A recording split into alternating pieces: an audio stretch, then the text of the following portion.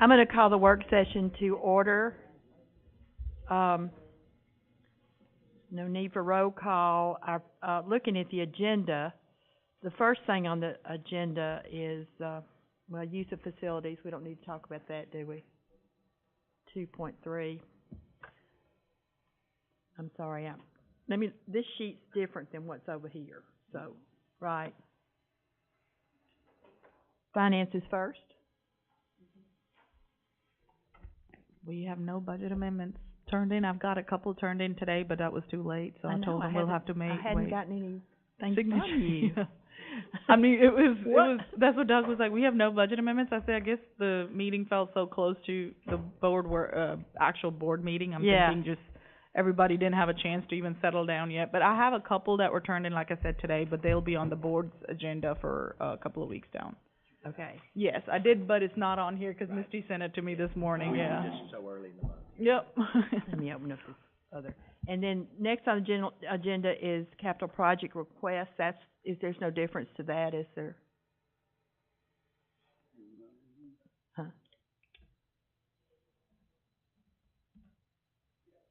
Huh? No. Budget amendments? No. Okay, so that takes care of that report. Correct? Yes. All right. The next thing on the agenda is the athletics fund balance proposal. Kristen made that proposal. You have an attachment there. She sent you all an email this afternoon with an explanation and the fact that she would not be here, and certainly she will be here at the board meeting to discuss it. Do any of you all have any comments or questions about it?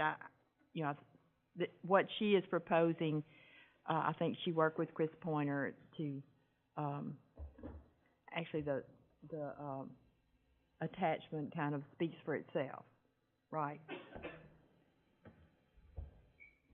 Question? Okay, Chad. Looking over it, it still doesn't address that there's no standard. So I see that just kind of going through and picked and choose some things.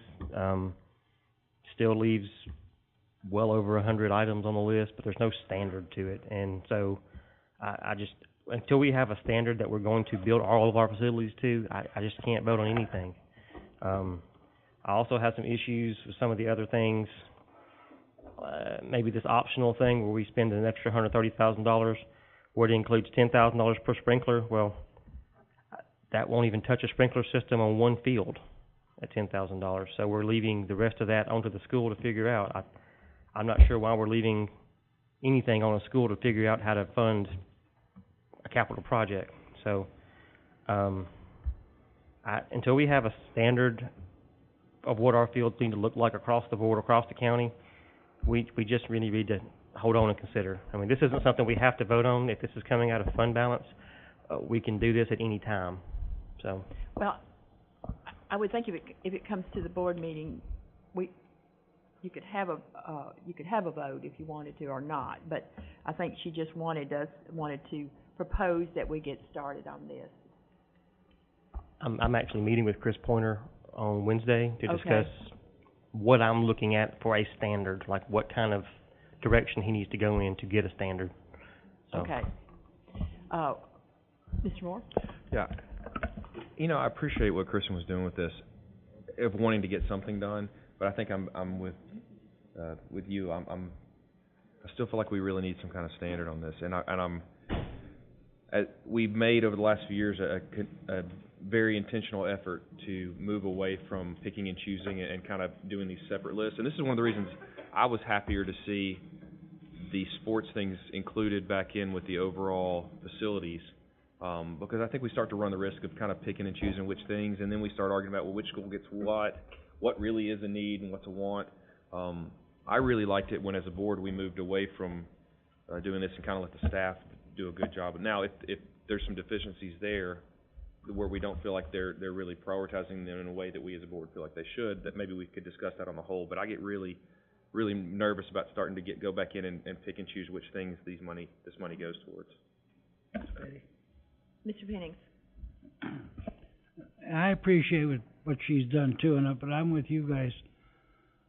I mean, we can't pick and choose. We need a standard, like you said. But I think what we have to do soon, and in this next year, is make the plan. Like the state said, we have to come up with a plan of how we're going to do it, and that starts with setting a standard. But to do anything now, and like you said, pick and choose certain items, I don't think it's the time for that. I'll let you speak just a minute. One of the things I'm concerned about is at this time, I understand that our fund balance looks really nice right now, but as Doug told us, there's still a lot of stuff has to come out of that fund balance till we really see what it is, until we close the books. We really know. We know it's healthier. We want it to stay healthy. So to just say, oh my gosh, we've got some money right now, let's think about this. We may have to use some of that fund balance for positions. We talked about that in the budget process, that we may have to do that, is to add some revenue to our ask for our budget. So that would be one of my problems. I definitely know there's a need, and I do appreciate the work she's done on it, but I think a comprehensive plan. I'm going to let Ms. Morency go next. I may have missed something, but I don't understand why we're having such a hard time getting what we asked for, and that was to set the standards. To me, I mean, if as far as Chris's, if we ask Chris for that, that should be what he's working on, and not something like this, but the standards. And that's what we specifically ask him for, is to give us a set of standards, and then we go from there to see where, so we can see where it's needed also. Mr. Moore's next. And just to that too, and I think I don't want to delay any further to Mr. Penning's point. I think we not only need to come up with that standard, but we need to have a pretty definite timeline of when we need those answers back, so that we can start moving.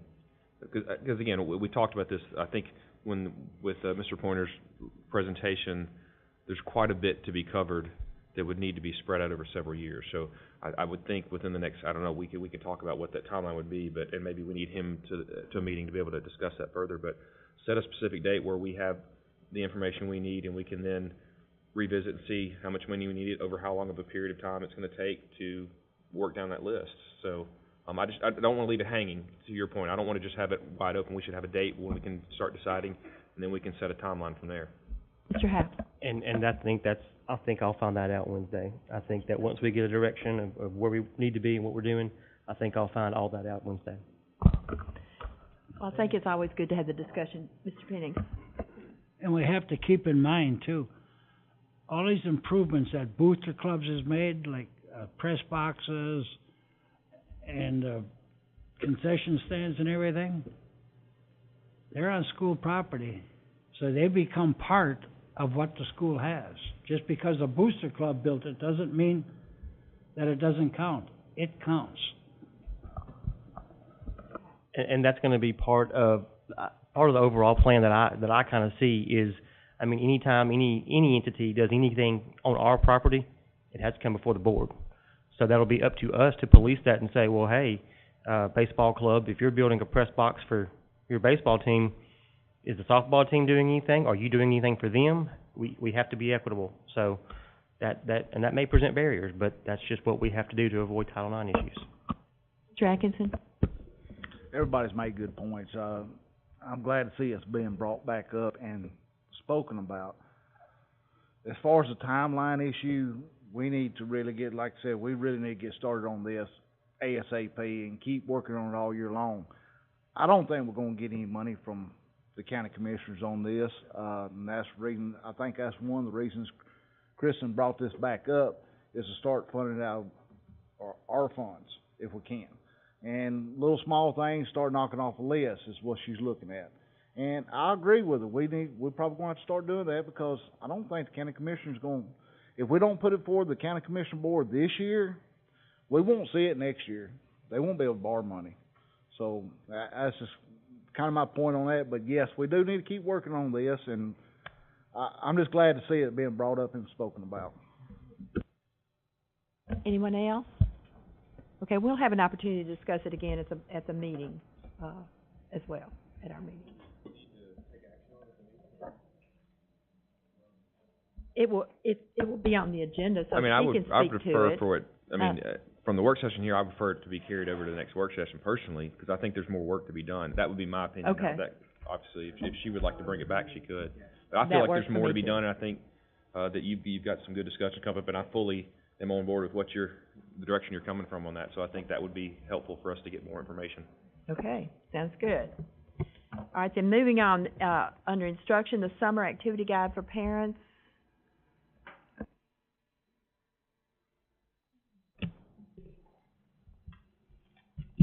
Good evening, board members. Some information will be coming to you by Ms. Cox,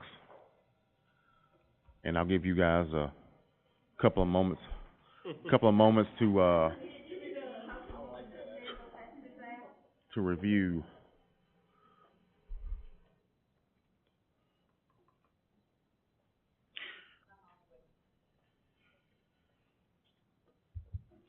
I'll give you guys maybe 45 seconds, a minute or so, just to kind of review, and then I'll give you some information about this.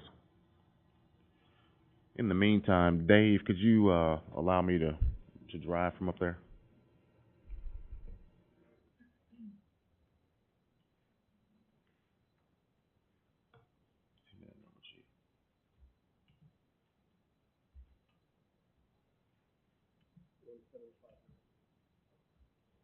$175.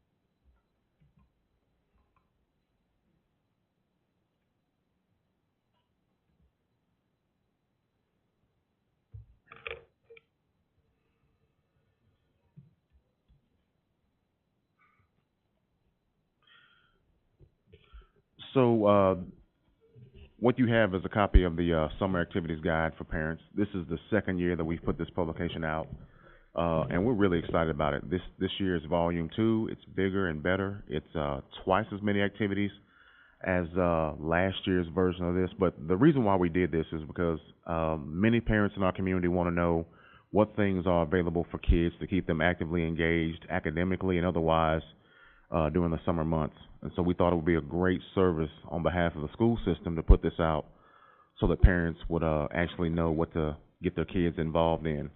So we have the contact information, we have the organizations, we have it listed by the types of activities. We have STEM, we have recreational camps, we have arts and crafts, music, sewing classes, cooking classes, almost anything that a kid could be engaged in.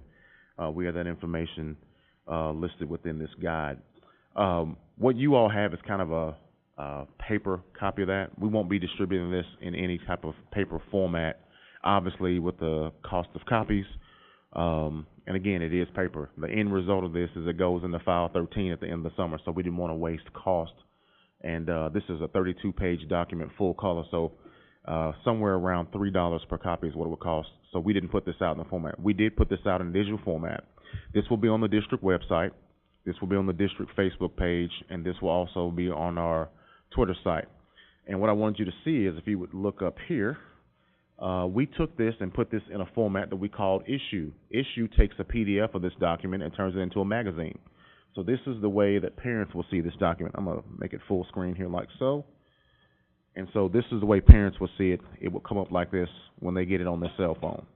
And you can see they can flip through this, and they get this in full color, kind of a high-definition version of what you have in your hands. So, but we have activities on all types of things. I want to point you to something I think is neat. One thing that we added this year that we didn't have is we're really making a strong push for the library cards. We've been making that push now for about a month and a half at our parent meetings and asking parents to sign up to support the Murray County Libraries. And the reason for that is if kids sign up for the library card, they get access to a system called Overdrive. Overdrive will provide students with over 40,000 books and novels that they can read on their mobile devices or on their cell phones at home over the summer. So it's free access to lots of library books and novels, and it's great, and it's free. The other thing is you can see that on the next page with the ACT, The ACT Academy is a free academic resource. We want kids practicing the ACT over the summer. And what we're telling parents is that we want them to substitute 30 minutes of TV time in the summer for just 30 minutes of ACT practice each day through ACT Academy, which is online, which is another free online resource. And there in red, you see I wrote here, Murray County students are expected to score 21 or higher on the ACT exam. So really emphasizing to parents what our expectation is with regard to academic success for students. We also have the superintendent's bookmobile listed here. We have the summer reading list from the National Library Council. That's in here. So we're real excited about this. And at the end, there's a little note from the editor, a little note from me, thanking all the parents in our community and the organizations that donated their time and resources to this on behalf of you all. So this was a lot of work. Dozens of hours of creative time went into this, but we put this together on behalf of our school system, on behalf of you all, so the parents will have an idea of what to engage their kids in during the summer. So thank you for your support. It's very impressive. I think it's great. Get them in their hands. Thank you, Dr. Woodard. Good job. Good question. I didn't want you to use too much paper either. Got a question. Mr. Beaver. Thank you, ma'am. Dr. Woodard, I see here a lot of $25, $45, $55. Is that what it's going to cost the parents for them to participate in these different programs? Try that. Yes, sir. Yeah, we have the cost listed in here. Correct. I think it's great. You know, I think it's good. Could we look at maybe having sponsors to sponsor this? You know, and instead of having the parents pay, because a lot of the parents, mainly in the inner city, are they gonna put their kids in this? They got to pay $55 a kid, and they got 3 or 4 Correct. kids? We thought about that. We also added a couple of things in here that are free. There's a couple of items in here, things that are free. We thought about that. Unfortunately, not as many free activities in the summer as there are things that cost. The other thing that we thought about that we're going to try to do for next year is for some of our teenagers, many of them are kind of past this stage, and so they're past the camp stage. We thought about how do we add employment.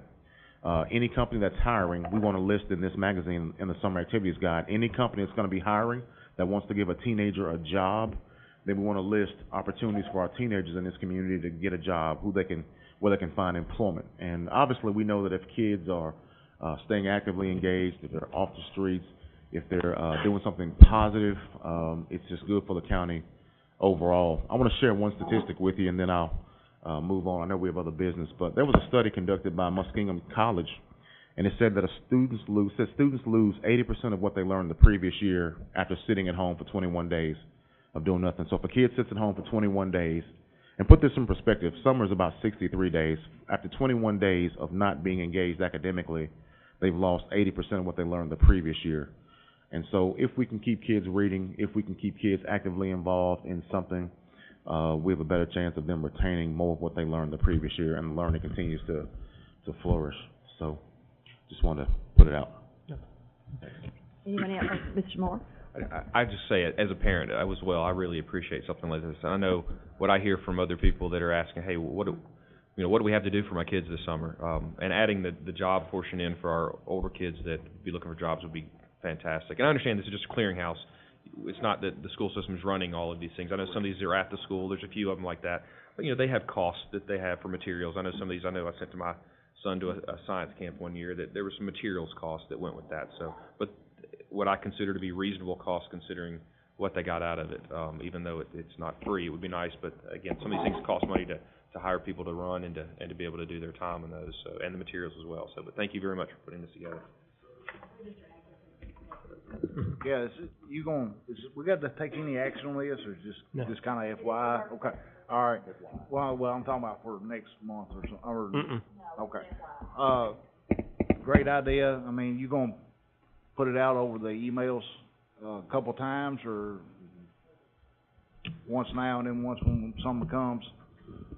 Yes, sir, that is our plan. And the reason why it was not listed on your agenda was because we planned on kind of doing a big thing where we actually drop this tonight. We're going to do kind of a coming soon, and we want to make a big deal about it. This was a big hit with parents last year, and so we're kind of excited. We have some parents, I think it was PTO Council, is that right, Dr. Marzak? Yeah. PTO Council was kind of excited about this, and the Parents Council has been waiting on this to drop, so it's kind of a big deal. It's becoming a big deal.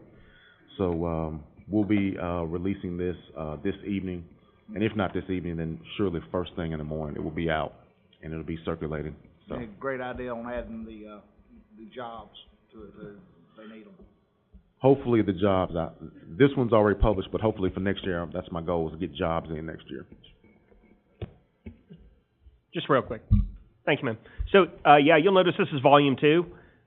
Dr. Woodard's been the assistant superintendent for 2 years, so this didn't exist before he took the position. So a lot of praise on him. This exists because of the hard work he's put into it, and it's a lot of his man hours to put it together, but he's exactly right. We're talking about impacting opportunities for kids during the summer and trying to keep them actively engaged so they don't experience much learning loss, and then that will impact our academic performance moving forward.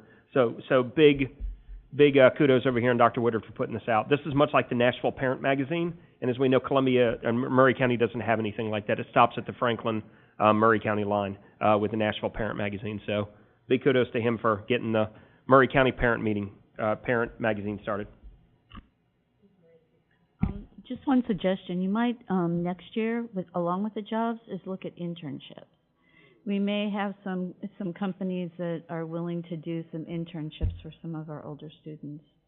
That's it. Okay, thank you. All right, moving on. That's zoning and facilities capital projects report. Yes, ma'am. Good evening. There is a copy of the report from our architect here with an update on the work that they have going on. The normal reports that we get on Battle Creek Elementary School and Battle Creek Middle from Hewlett Spencer, we just haven't had time this month with the early date of the meeting. They actually were doing the walkthroughs today, I think, to provide those reports. So haven't had an opportunity, but we will post those on next month to give you those. And then, of course, we have our train reports and our normal project cost report. Any questions on any of those, or do you want me to go through any of those? Are there any questions on any of the?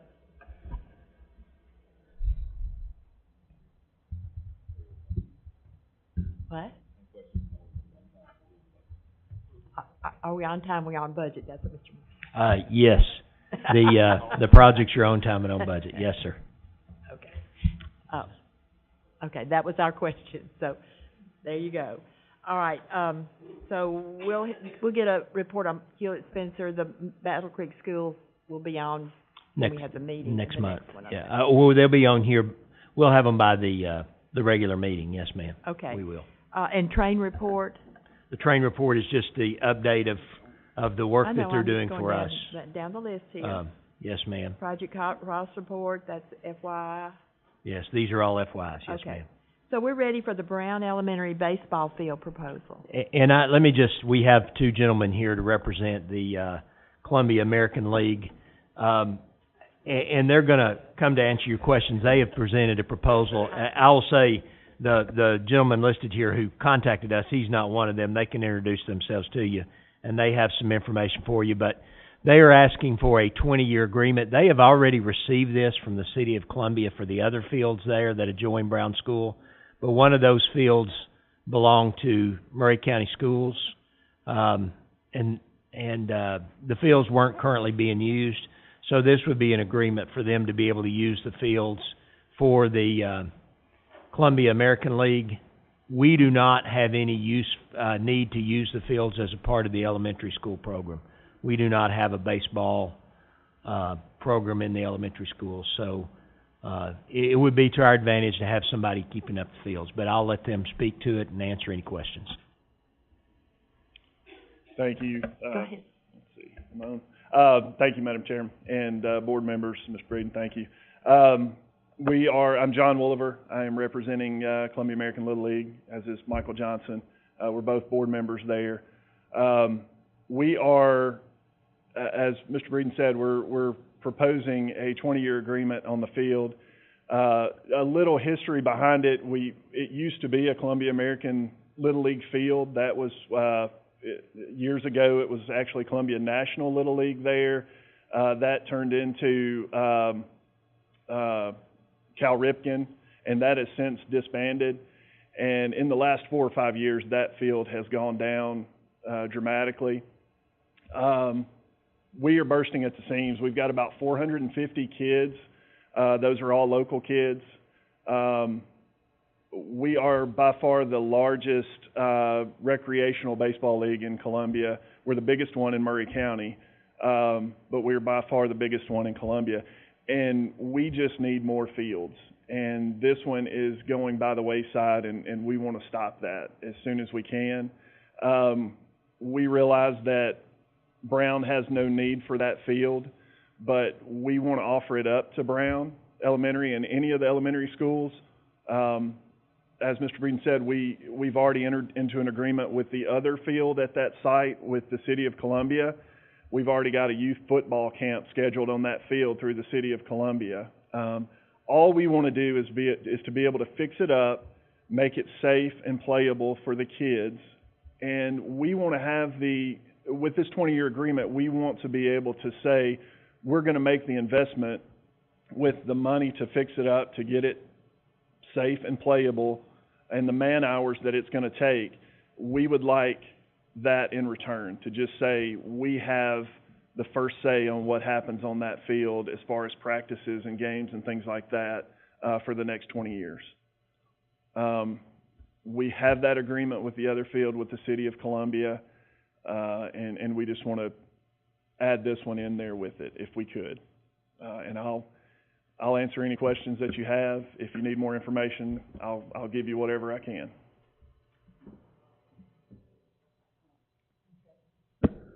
The only thing I have issue with is we still reserve the right to have what goes on during school hours on that field if it still belongs to us.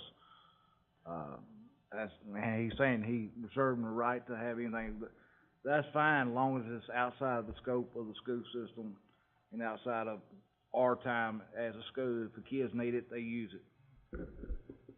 And my only response to that would be the kids that will be using that field with us will be in school during those hours. So that, I mean, we can put that in the agreement that we don't have an issue with that at all. Ms. Morency? How long are the baselines of this? They would be 60 feet. 60 feet? Yes, so ma'am. It's, what are the age groups that'll be playing on it? Anywhere from 4 years old to 12-year-olds. Okay, so from T-ball? T-ball through what we call Major League, which would be 12 Right. years old. Okay, are we doing any maintenance on that field at all? No, ma'am. Okay, I know how hard it is to keep those fields up, and the only thing that I would ask is if this Little League disbands or they don't maintain it, that it reverts back to the school system. Any other discussion? This is something we'll have to vote on. We need an MOU, and we'll have that for the regular board meeting, and we'll vote on it at that Yes, time. ma'am. Thank you all for coming. I'll get that to you. Thank you very much for your time. All right.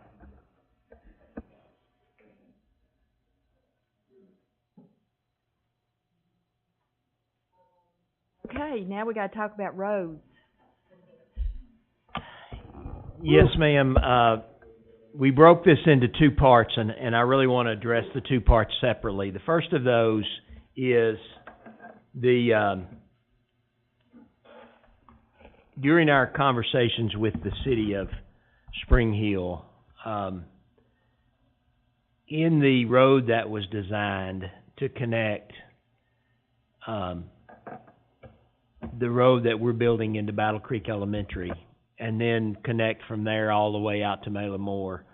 I don't know if you remember or not, but the city of Spring Hill actually paid for the design of that road, including the design of a bridge. And it included the construction of turn lanes off of Malin Moore on both directions, both coming from the north and from the south, to have the entrance there to what 911 named Battle Creek Way. We didn't name it that. The 911 office did. When we asked for an address, they named it Battle Creek Way. And the city of Spring Hill right now has told us that it is not in their budgets or plans to build those turn lanes on that road. They recommended that we pursue a temporary traffic signal there to help with traffic flow in and out of to give time. The entrance is going to be wide enough that buses can turn in and out without a turn lane, where the entrance is designed that way, but to stop traffic to be able to get buses in and out during school hours. And so we pursued the cost of that. It would cost $18,000, and then there is a yearly maintenance fee of $1,000 a year. So what we are proposing is go ahead and allow our contractor, as part of the funds that they have, they've said they can do this within the road construction budget, because they're building that road. We have to have access to the school. So as part of their construction budget, they're building that road from Malin Moore down to the entrance to the to the middle school. And so as a part of that road construction, put in this temporary traffic signal. And when I say temporary, it's one similar, if you've gone to where they're doing bridge construction, they'll have temporary traffic lights up. There's one right now, if you're familiar with the intersection of Old Kedron and Kedron Road. The city of Spring Hill has installed one there. And so they've said it's perfectly allowable to have one on the road. There's no time limit. But 5 years would give us time to see what direction we're going on Battle Creek High School. I'm not saying we'll have built that in 5 years, but we'll be close to know when that might be needed. And the city of Spring Hill has indicated that maybe at that time they could talk to us about doing the road improvements. And so the first part of this is we would like to recommend that we go ahead and add that as part of our construction budget. It's no increase to our budget at all. It's just using the funds that we have budgeted to do that. Mr. Moore? If I could interject a little bit, because there's a lot. Actually, and you were in the meeting when we heard this. Yeah. Stan is shortening quite a bit. There's been a lot of discussion about this. So I think part of this goes back to, and we have been brought several pieces of this over the last year and a half or so. One of the pieces was a traffic study that the city commissioned at the time when we told them we were going to be building the schools. And part of that was some recommendations to some improvements to Malin Moore Road, Hummingbird at Kedron, and some other things. There actually were some sewer improvements as well. That's kind of the short version of that. The longer version is, and this kind of gets into a broader discussion, not just related to these schools, but Williamson County, from what I'm being told, generally budgets when they add a school to an area, some of these road improvements into the school budget when they request for their projects. From what I understand, that's historically how Williamson County has done that. Obviously, from what I understand, in Murray County, we have never done that. Road improvements has always been handled by the municipality of wherever the school is being built, whether it be in the city or in the county. They handled any improvements at the road. We kind of did it to the property line and beyond.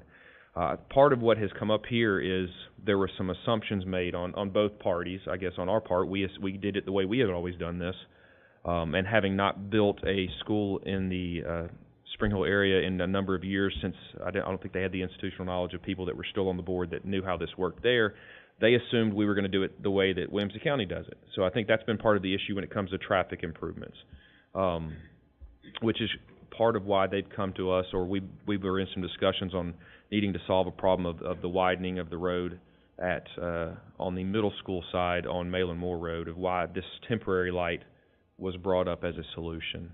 I know that's kind of shorter, and I can go into more later if we want to discuss it. It actually does, for me, brings up another issue that we probably ought to look at, being that there's a lot of growth in that area. If we do any more schools inside the Spring Hill city limits or anywhere else, I have two concerns on that. One is to make sure that we don't set a precedent of how we use funds in one setting. For example, I don't want to do something in Spring Hill just because they expect it a certain way when, as a county or as a district, we decided to do it a different way. I don't think that would be fair. I think if we're going to set a standard, we should hold to that. So I think that's worth some discussions later on if this comes up again before we get to that point. But on that, I think what the discussions that came up on this light, I really don't like having to spend this money, I'll be honest. I think it's something that the city should be taking care of. However, in the interest of the safety of the kids that are going out of school, I think our discussions came up that this is probably the least expensive way to make sure that our kids and the parents can come and go from that road, and it's as safe as possible. That's kind of the short version, even though that was pretty long. There are still, and this is not in here, there are still going to be some issues, I think, on the Hummingbird side of this that have not yet been dealt with, and this will kind of give you the preface of how that ties in. So we may have some further discussions at that, but it's been a kind of a tricky point getting to this point. But I do believe what's been suggested on this temporary light is probably the best solution to keep the kids and parents safe that are coming and going there, and until we can maybe figure out a permanent solution, and maybe the city will do some permanent improvements to the road. The MOU, will there be changes to that? Well, and let me say one other thing, and then I'll discuss Okay. the MOU, and then I think Mr. Atkinson has a question as well. Mr. Moore mentioned the Hummingbird end of the road, which of course, without the addition of the road and the bridge, we will be traveling to the elementary school down Hummingbird off of Kedron. We have included in the budget request that you are considering $10,000 in our school safety and transportation budget to hire sheriff's deputies to direct traffic at that intersection with the Murray County. These would be people who are off their shift, who would still be working as a deputy, and we would fund, and we've talked with the sheriff's office, and they feel like that will help us just have somebody there during school hours while school is starting and dismissing. So we would have to provide traffic control at that intersection, Kedron and Hummingbird, and then we're proposing the traffic light on the Malin Moore Road side. Now, if the bridge and the road is constructed, we would bring all of our buses in from that end, not come the Hummingbird route. But to get the buses in and out of Hummingbird, we would, because there's not room to turn, you have to swing across 2 lanes of traffic. So there would have to be a police officer there to direct traffic to get them in and out. Now, on the MOU, of course, the MOU was the MOU that was the agreement between us and the city of Spring Hill that they were going to build the road and the bridge to connect those two in exchange for the property. At this point, they have not given us any indication that they're prepared to do that. It was not included in their 10-year capital plan that they recently approved. We are pursuing some other options that I hope to have by tonight to be able to share with. Unfortunately, I don't have those, and am not prepared to discuss those in a public meeting.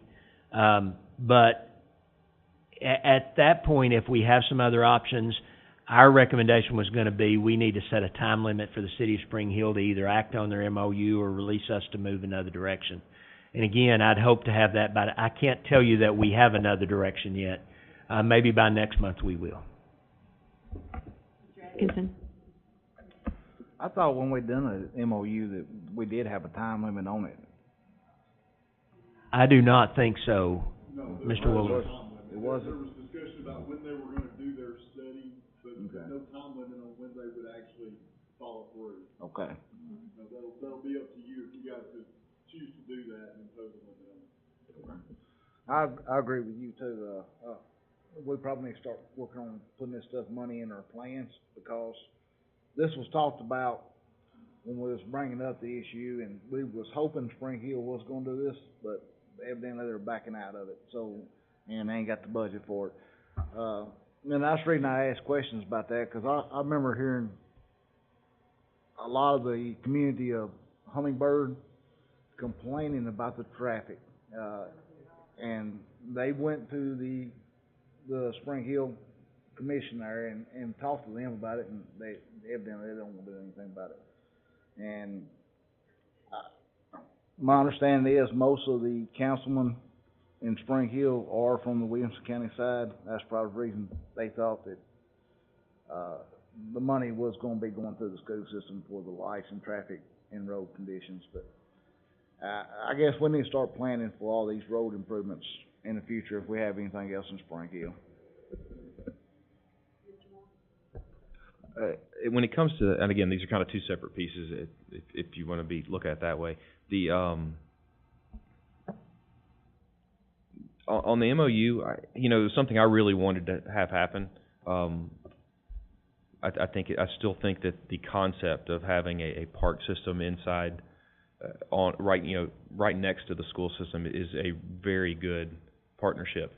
But that said, again, as Mr. Breeden said, and they have officially said that they just don't have the money allotted to be able to do this, mainly because the costs were considerably higher. I don't know if we've gone through that part in detail, but I think when we originally discussed the bridge, there were some $1.2 million numbers, 1.5 numbers, and I think the original kind of exchange price we gave for the property was about 1.2 million, and they thought they could make it happen. And when we got some more firm numbers as discussions continued, it was almost double that, I think, if not more than double that, if I believe.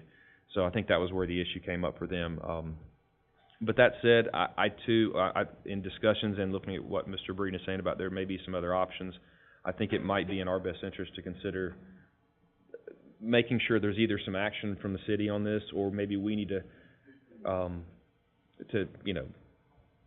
set the MOU aside, and that opens us up to maybe figure out a faster and more expedient way to make this happen, which is really what my goal is all along, is one way or another we need to try to get this to happen. I think for the safety of people being able to come and go from those schools, is getting this to happen at some point is in the best interest of us as a school system.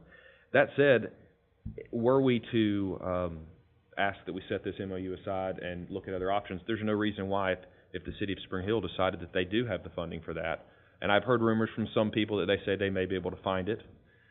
I've heard it. But there's no reason why they couldn't bring it back to us and with some concrete numbers and offers, and we could reinstitute it and move ahead that way as another option. I think that maybe wrapping this up, if there's not going to be any action from the city of Spring Hill, leaves us still the same options we have with the MOU in place, plus maybe some other ones that we can explore, because we're not tied to that one. That's kind of where I'm at on it right now. Mr. Breeden, I have just one quick question.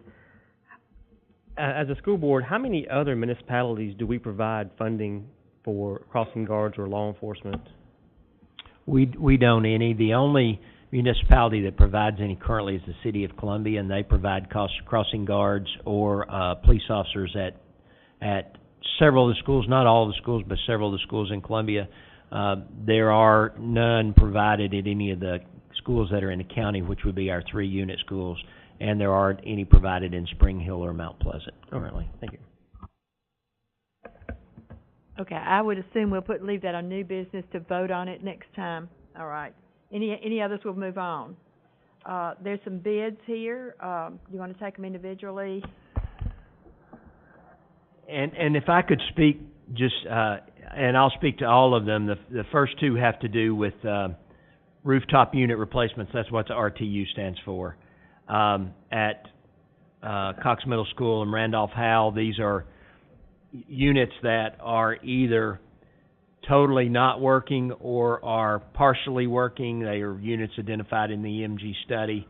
So we do have a proposal from Train to replace those at a total cost of $575,605. That money is available in our 17-18 bond. So that was the first bid. Are there any questions about that, or you may just keep going? 18-19, excuse me. Thank you for correcting me. 18-19 bond. I would ask this of the board, if they are all right to leave that on consent, if there are no questions, we'll just move on, okay? We'll stop on any that we need to.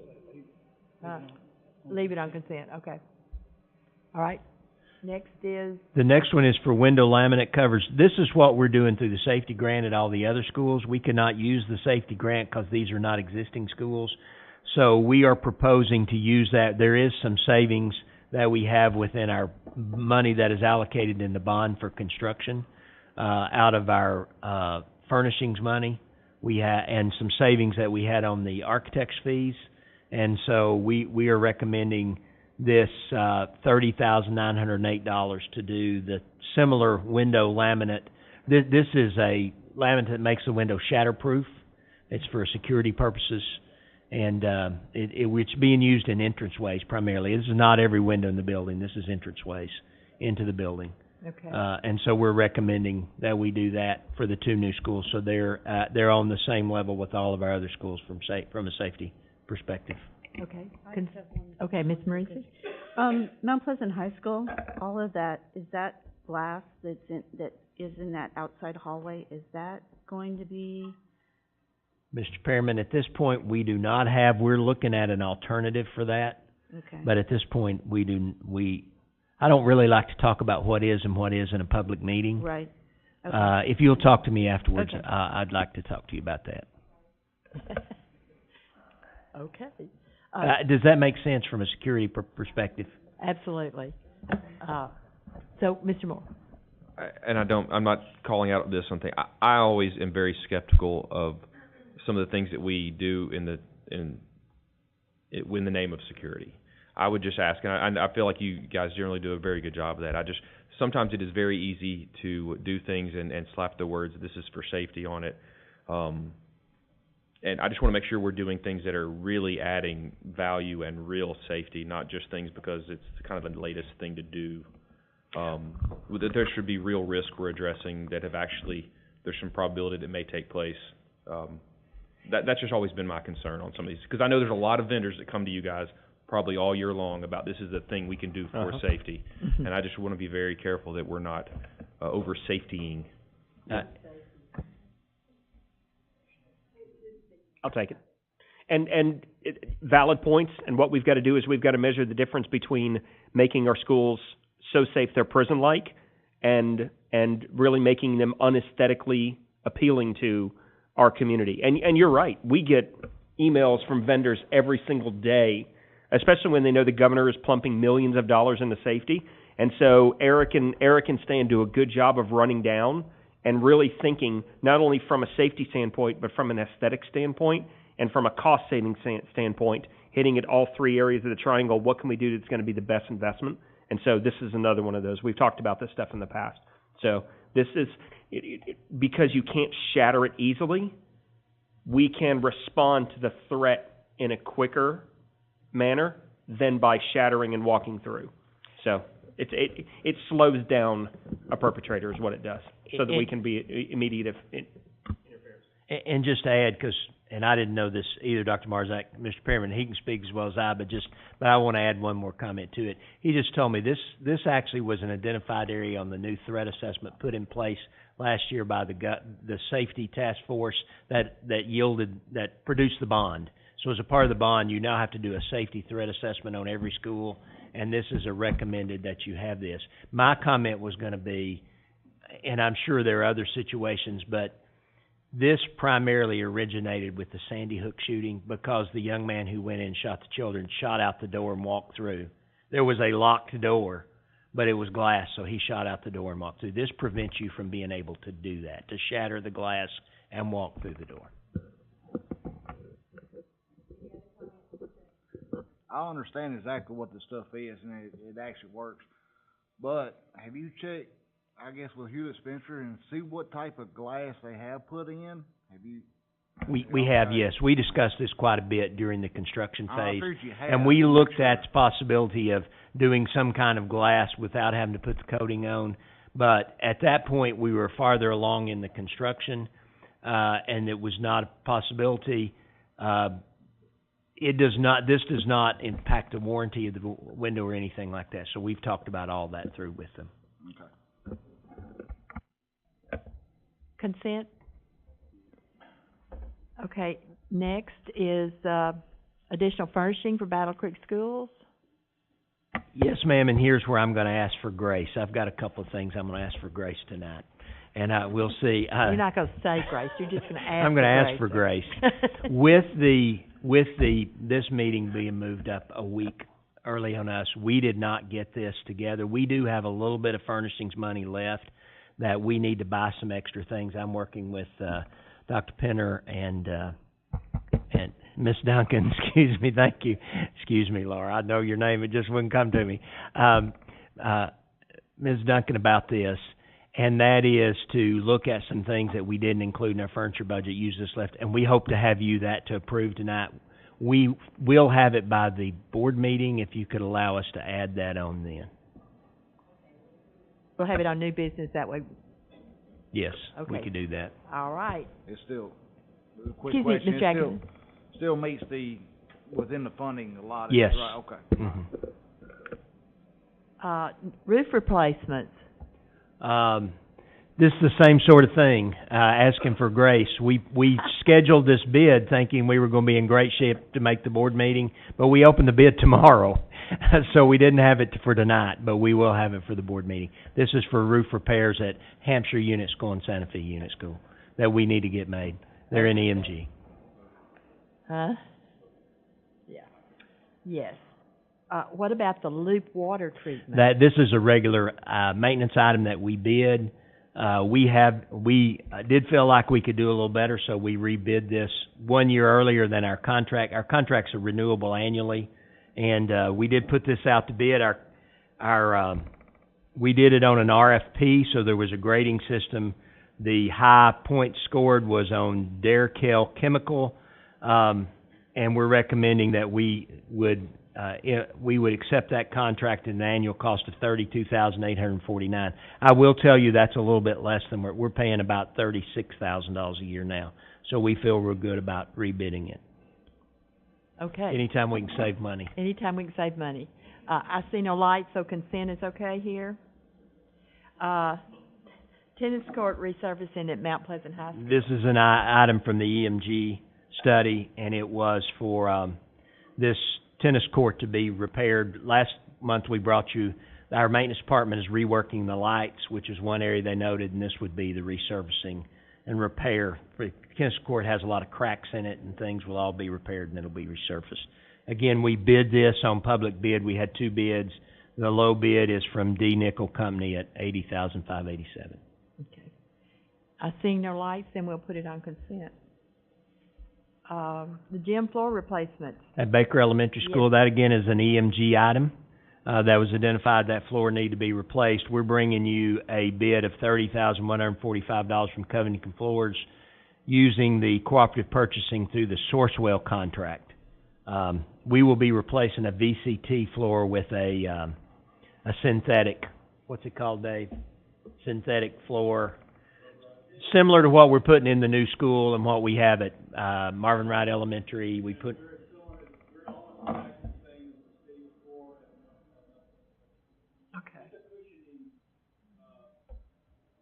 Good.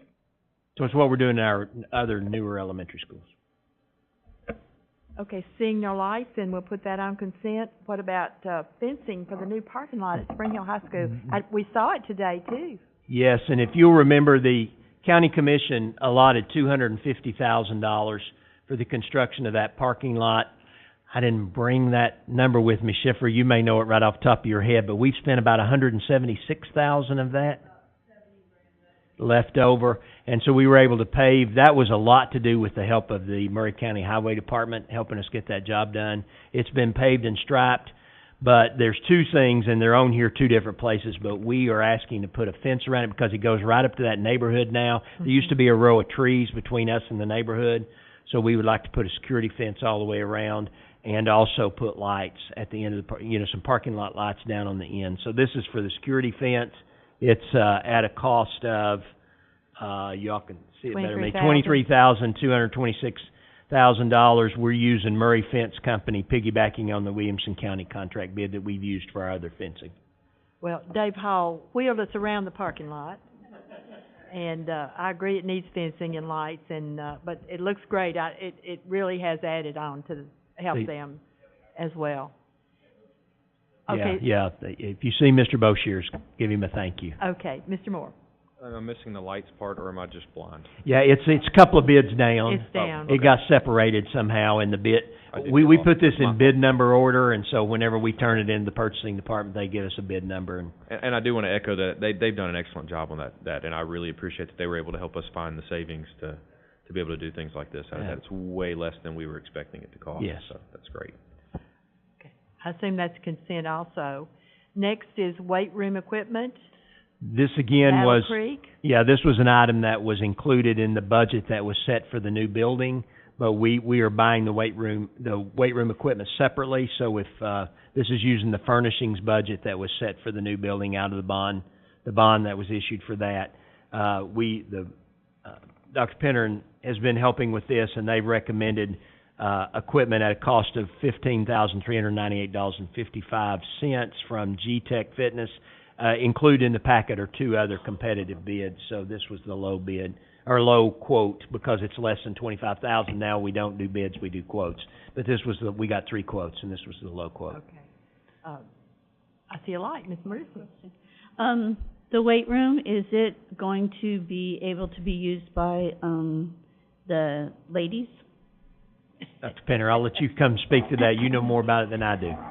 It's kind of used as a fitness room too, right? The PE teacher that we've hired is a nationally certified strength and conditioning coach as well, and so we waited until we got his input on what to put in that place. Part of his role then will be to make sure that there's strength and conditioning for all of our kids, boys and girls, and athletes and non-athletes. Great question. Seeing no lights, then we'll put that on consent. Thank you. Phones for Battle Creek School. Again, this was included in our budget that we presented to you originally for the new schools.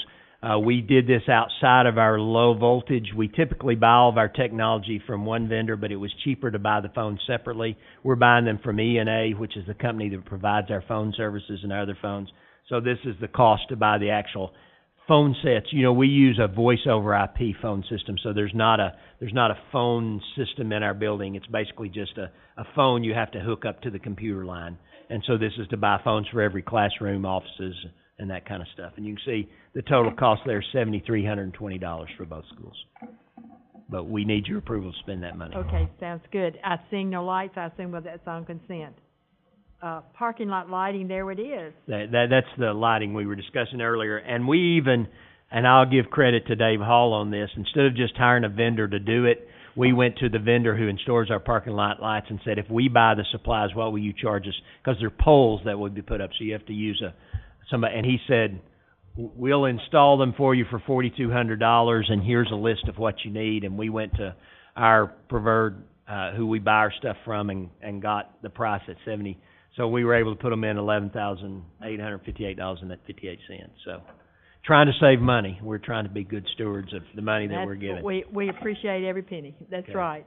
I assume that we consent moving on to add parking lot lights at Whitthorne Middle School. And that was also recommended EMG. They noted there are no parking lot lights at Whitthorne. Really? So we looked at, because the parking lot is not very well, what we're recommending is, we have done some research.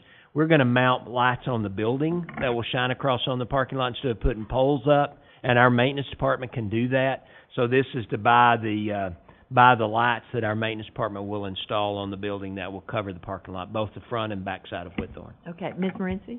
Is this the only school that doesn't have lights on their parking lot? It's the only one that comes to mind, and it's the only one that was noted in the EMG study. I'm trying to think if there are any others. There may be some, but it was the one that was noted in the EMG study, so. Could you have We can look, though.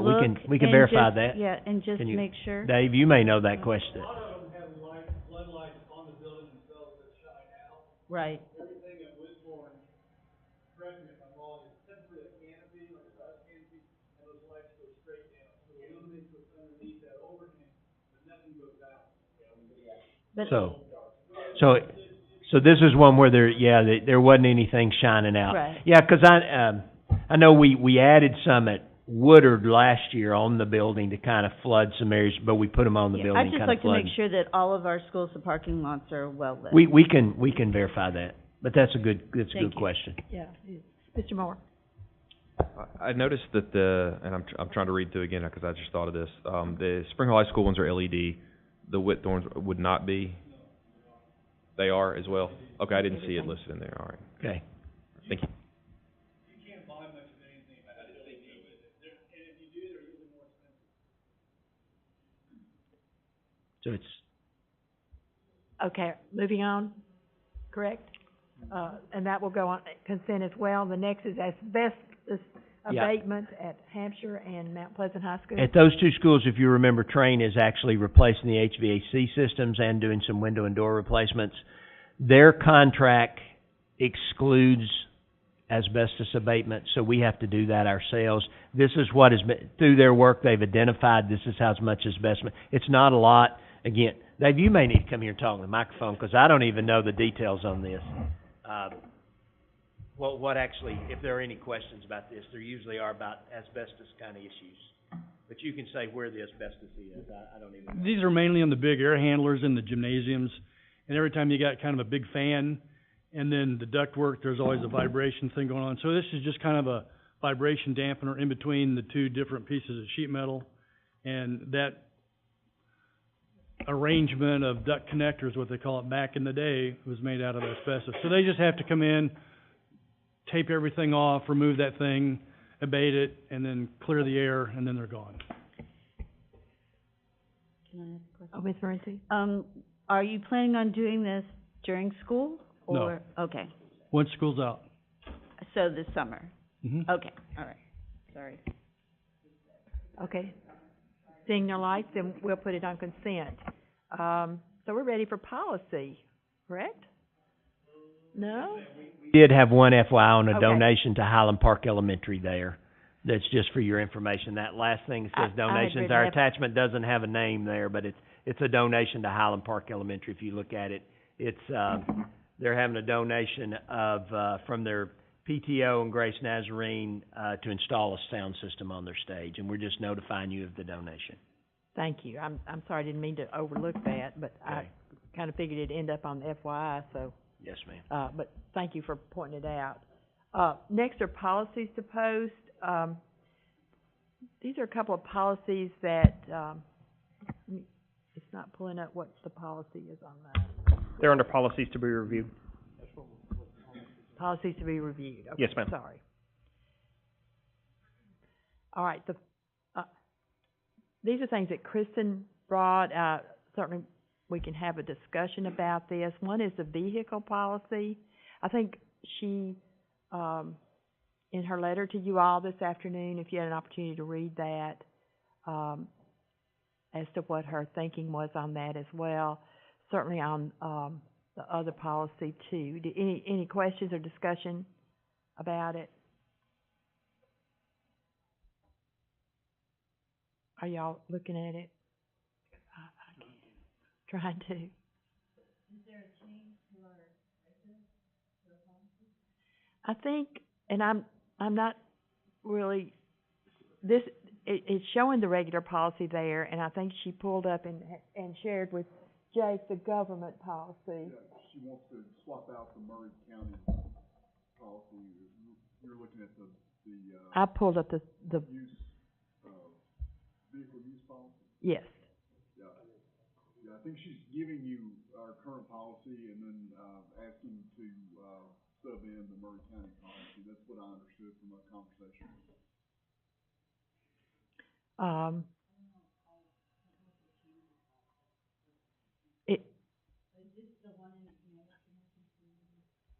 I don't.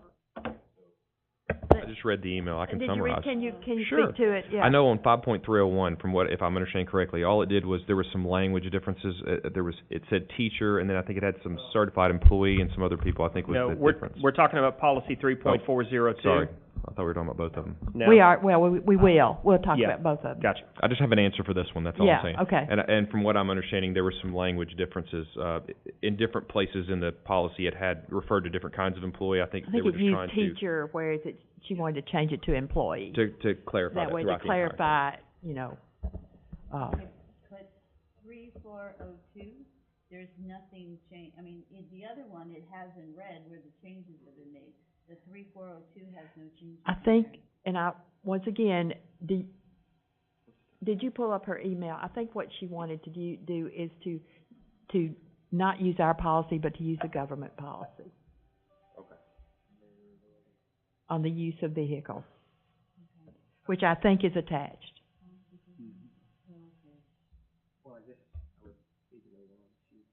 Well, I think she'll be at the board meeting and she can speak to it. From what I call uniformity, I think Just, since we have, expenses going into, centralized finance, that she thought that uniformity and, vehicle use policy would be beneficial.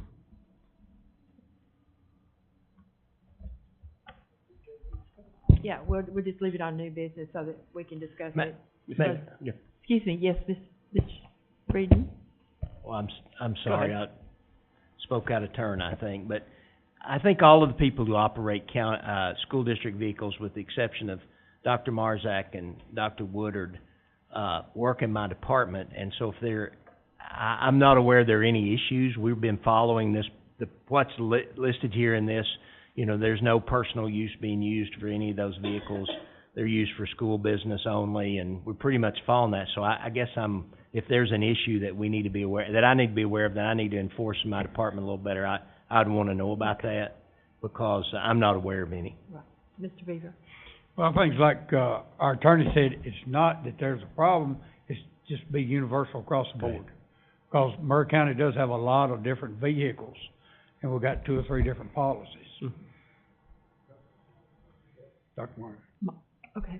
Thank you, ma'am. So the one thing that's left out of the county policy is the last line of the Murray County Board of Ed policy, 3.402, unless a contractual agreement exists, personal use of these vehicles is prohibited.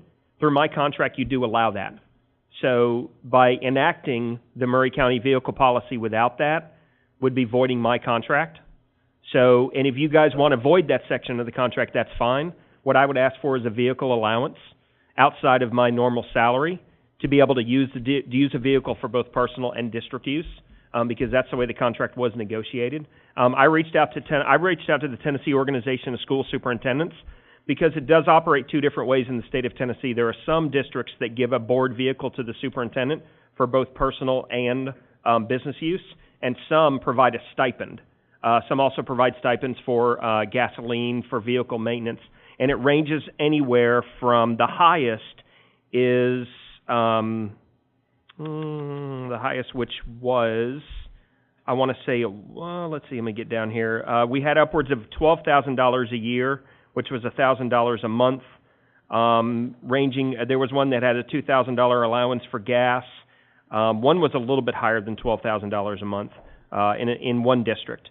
But it varies based on the size of the district. It also varies based on the budget. So it's up to you guys whether or not you would want to stick with this, add the contractual language in, or me turn in the district vehicle and you guys provide a stipend outside of my salary. It's up to you guys. And I'm comfortable with either way. It's up to y'all. Mr. Beaver? You know, I think that's what we need to discuss is what do we want to do as a board? And you know, if it's combined both policies, I don't see any problem with that.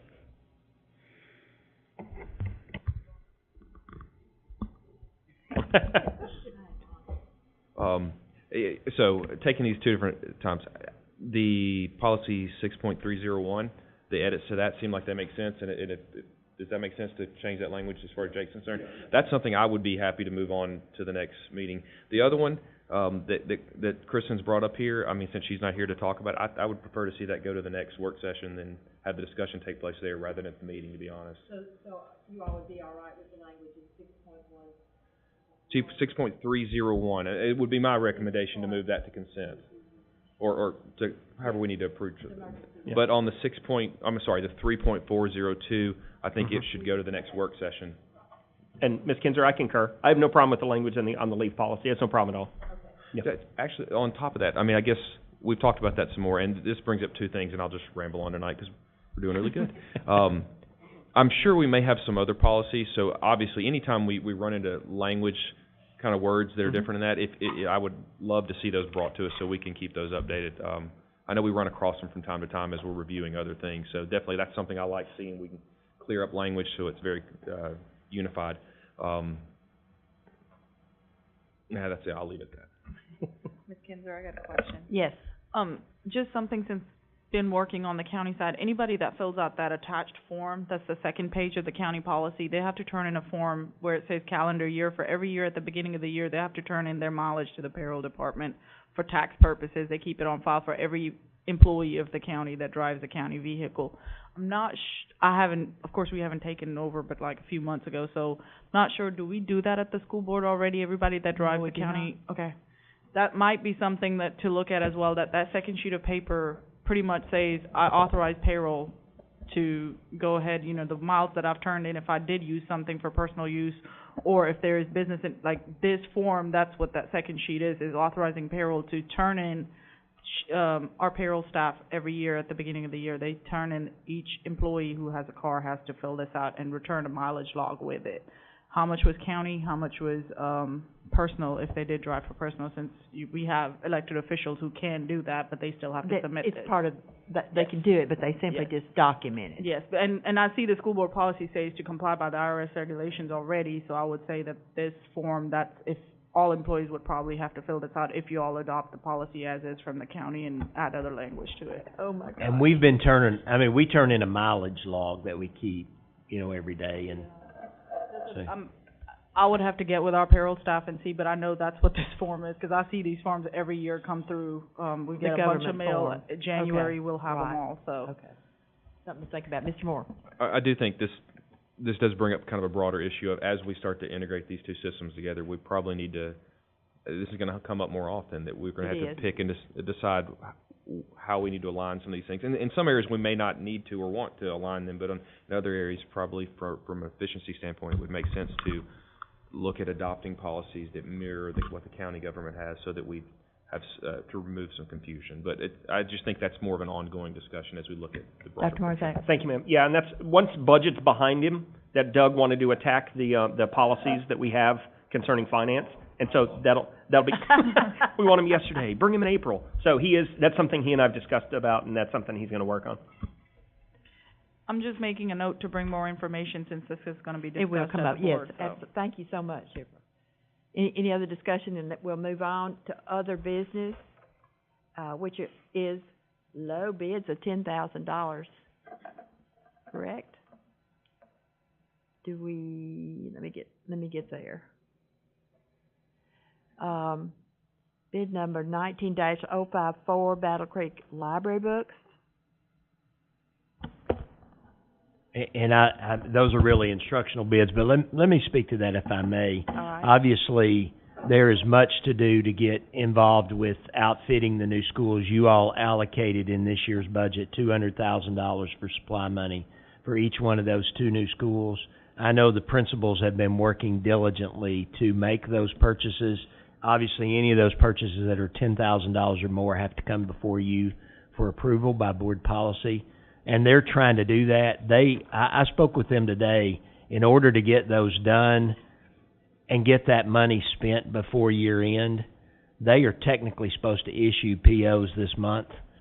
There's some of the things they weren't able to get on tonight. I think they'd like to ask for a little grace too, to probably bring you some more stuff at the board meeting, just because they're working as fast as they can to get this done.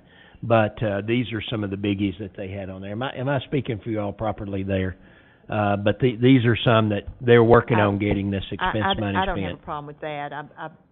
I've been pretty good in letting you all add things to it as needed, because it is business we need to take care of. And I realize this meeting was just such a quick turnaround as well. So as long as we have it on our agenda in time to review it and all of that, of course it wouldn't be on consent, but that's okay. So moving on. So all three of those would be in that category. All right. Then, no? Okay, Mr. Atkinson? Yeah, quick question, is Follett, is that who you usually use? Okay, because I've never been on a board that has brought in a brand new school in. Have y'all seen this pricing? It's good? Good pricing? Okay. Any other?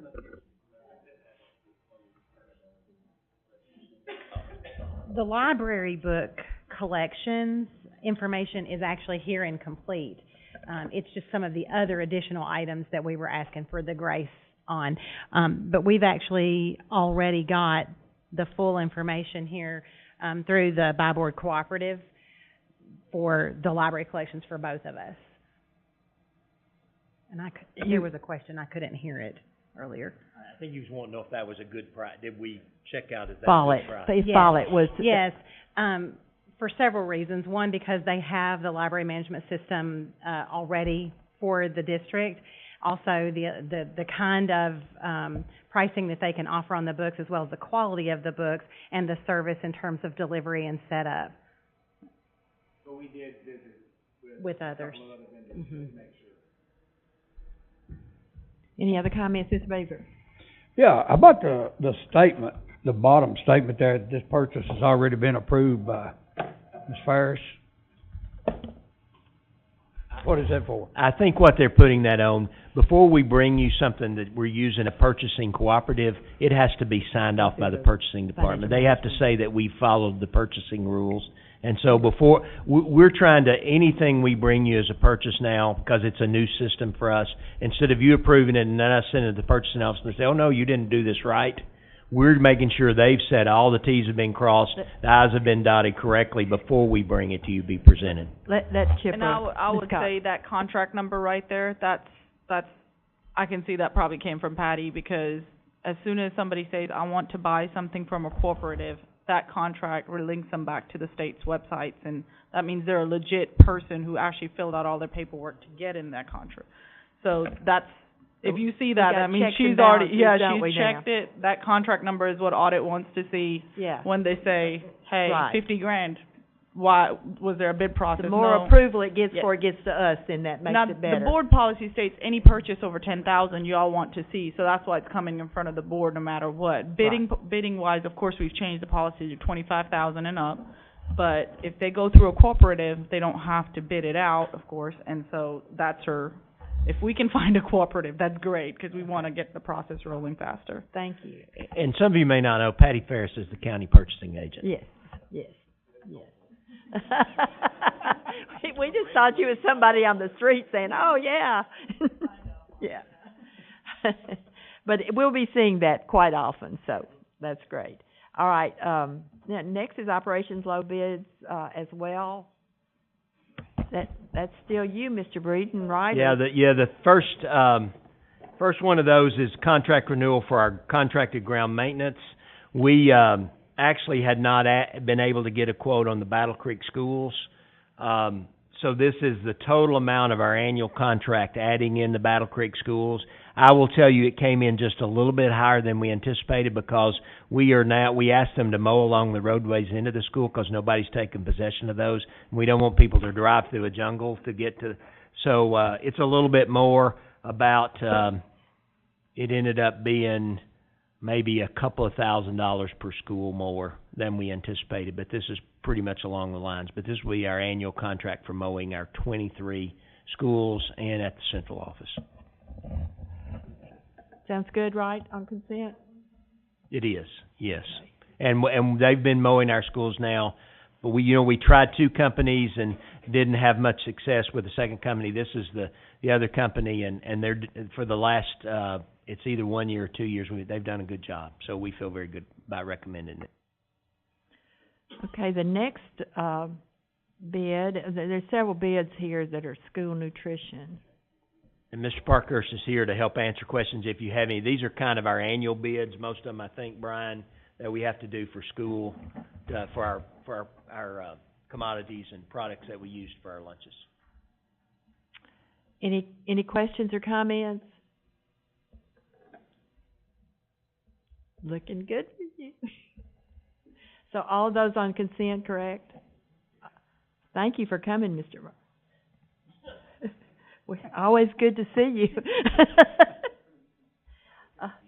I know.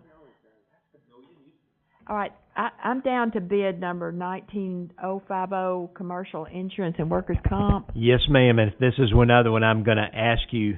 We originally, I'm asking for grace again, and you can tell me. This is we're at the end of the 3 years. We are bound to bid it. We have to bid this. This is our insurance package for the school district for work comp and our property insurance and our casualty insurance, our vehicle insurance. We have been working on this for about 2 months, but it's pretty large bid package. We got it ready to go out about a week or two ago. It was scheduled to be open May 15th. We've had a couple of vendors call and say they thought that was too quick.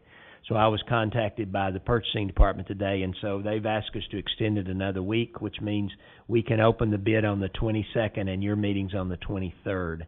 Now, we in the past have asked those bidders to come and be available to answer questions if you have any. But this is combined, this is our insurance program, which is probably combined, gonna be about $700,000 or $800,000. You're not opening them to the 22nd? We can't open them 22nd, and we could put it off till next month. The problem is the bid expires June 30th. Our insurance policy is set to renew July 1. So you would be approving them like a week before the insurance policy is set to expire. So we're really not gonna see this until the board meeting? Yes, ma'am. Don't we have laws about putting things on the agenda 48 hours ahead of time?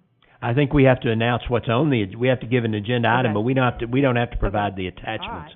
right. I don't think. Just making sure here. If you all are comfortable, again, we can put it off till next month, the presentation to you. It's just, I don't want it we're to right up expire. against the wire. But I'll yield to, Yeah, it's a regular meeting, you put anything you want to on there, Okay. regular meeting. The folks on that, yeah, you're good. All right, good. Mr. Moore? I know that puts us close, but it just makes me nervous when we get it the day before or the day of, and we just can't review it. And I know, and to be honest, I would be more comfortable if we had them come to the work session if we needed to talk to somebody about that. It depends on what, I'm really going to rely heavily on you guys and the staff to bring us kind of a recommendation out of that. I don't want to talk to people if that's not a necessary thing, but that said, I also would like to have the time to talk to people if we felt like it was necessary. So I'm kind of uncomfortable putting this on this month. Pretty big expenditure, too. We have some other meetings that would be potentially coming up in the month of June, or would that be possible? Well, he's not gonna, we don't have anything scheduled right now. We probably will have. I'm just saying we may not have to push it all the way to the very end of the month if something else comes up where we could have a special call where that could be included in that discussion. That might be a good idea. you can do it however you want. We just would hate to wait until the week before the other policy expires, but certainly if you want to do it sometime in between, we're good with that. That's where I would feel comfortable if we could make that happen. Golly. Oh, my gosh. And anyway, and I will say we are issuing this as a request for proposals as well. That would include more than just price. Okay. Will include service, and we will have them scored, and we will have a recommendation to make. Okay. So, I really would make sure. I would like to make sure that you guys had enough time to do that and really get us a good answer of what you felt like. And it can't. There's a lot to look at when you look at those policies. I think trying to do that in one day right after you open the bid, maybe. If you could give us a couple of weeks, we'd love that. And have some time a special call meeting or something to. Could you put it on and just have it on there as an item, and then in the event that it's the same insurance you had before and it's just a renewal, you might be able to be comfortable with it. If not, you still got the option to put it off, and then you would know what your dates are, because we definitely don't want to run too close to the expiration. So I feel certain that we will have another meeting in June. I mean, I feel certain we don't have one scheduled now, but I see budget meetings ahead. I do like what Mr. Wooliver just said, because I will tell you from our perspective, and again, you know us, we're going to try to go with what saves the most money. But we're very happy with the insurance company we have right now. We've had incredible service as far as paying claims. And from our perspective, they've been very easy to work with. And if you'll remember at the last bid, they were quite a bit lower than the other bids we got. So if they come back that way this time and they're quite a bit lower than the others, then we would feel good about going ahead and moving forward if you all would. So if you wanted to leave it on there in that case, but if we're changing and we need to study it a little bit, we'll just move it forward. I'm okay with that. Mr. Beaver. No, Mr. Atkinson, sorry. That's what I was just gonna say. Just leave it on there, and if he feels comfortable with it, then we don't have to vote on it. We don't have to make a vote that day, that night, whatever it is. But, yeah, If just he's leave not it on there. comfortable. We can, if he changes coming, we can have time to discuss it. We don't have to vote on it. But if he's comfortable with it, then that's where we're going to go. Mr. Beaver. What's our normal, lead time on a, RFP this size? days we put it out for bid. Yes, sir. Typically, we'll do something in about a 3-week time turnaround. And so we put this one out in 2 weeks, trying to rush it along, and we had vendors ask for more, so we extended it a week. Yeah. So then this is all of our insurance for our vehicles and buildings? Buildings and everything we own? Liability and everything, yes, Yeah. sir. And again, we started working on this in February. It's just taken a lot of time to gather all that. And the other things, the insurance companies don't want you to put it out too soon, because they don't get their renewal rates till about April. So they asked us to put, our goal was really to get this out about the middle of April, and we fell a couple of weeks behind. Okay, thanks, sir.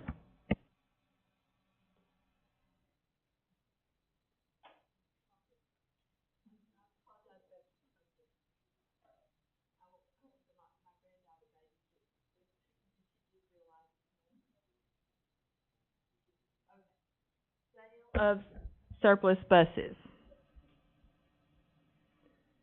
Anything we need to know? These are, we just need your approval to sell them. We don't need them anymore, so we're gonna put them. Consent, right. What about, there's an update on the bus advertising revenues, looking good. Answer any questions if you have them, but we felt like that you, would want an update on what we're doing there with the bus revenues. And as you know, and again, Ms. Cox can speak to this a little bit, but those just go into our general revenue. Those were included in our revenue budget, so that money's going into our general revenue for the school district. They're going in miscellaneous revenue this year, the 44170 line item. So we've got like 153,000 budgeted in miscellaneous revenue, which on the county side we usually leave that at a zero because it's miscellaneous stuff. You're not supposed to know what's going in there. It's supposed to be budgeted after the fact if something sells or something comes in. So next year's budget, it's actually in the budget tonight that we're going to have later on.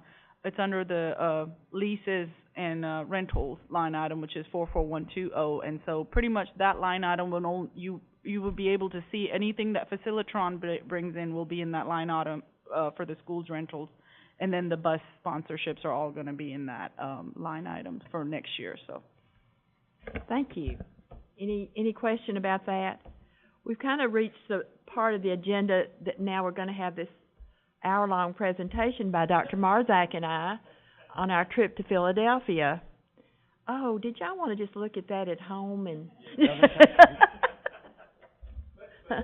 Actually, Ms. Kinzer, I mean, one of the things you commented on is you think it would be good next year if more people went from the things that we learned. If you could comment on that really quickly. We did not spend near as much time as we could have. They were really, I was kind of like, I don't want to spend that much money and, do all, we spent a couple of days. Dr. Marzak was on 2 panels, really interesting, did a great job, and, but there were so many workshops that if there were more of us going, then you could spread out and see, get more information. Everyone I went to was really, really interesting and, certainly worthwhile, kind of somewhat like TSBA plans, those sort of things, and so it was an opportunity. I don't know if anybody's ever gone to the National School Board before, and but I don't know where it is next year. It just worked out that we could go, and I really was grateful that we went. Mr. Moore? Well, Chair Kinzer, I appreciate your being conscientious of expenses on that. But I think you bring up a good point. Things like this, as far as a board, and sometimes it's good for board members to see outside of what we normally see. We get quite a bit of exposure to TSBA and what they bring to the table, but I think sometimes it is nice to be able to see things that are going on in other parts of the country, and to see the bigger picture of education and how that relates to school districts. So I'm glad you went, and I'm glad that you got some value out of that, and I think it may be good if other board members were able to experience things like this in years coming up too. We had quality time on the plane, which I don't really like to fly, but we actually did the agenda. We really worked the entire time on the flight, and all of a sudden we were there. So I thought it was really worthwhile to go, and I appreciate it. And so do take the time to look at it, because it'll explain some of the workshops that we went to, and Dr. Marzak did a good job in putting that together. So some night when you don't have anything to do, look it up. Okay, then that's all I see on this agenda. It looks like next item of business is to adjourn this one. Oh yeah, go ahead. Now, also want to remind everybody, don't forget our meeting's been moved to the 23rd, which will be 2 weeks from Thursday. Not only that, this meeting is going to be a little bit longer because we're going to be doing all of the resiliency recognitions.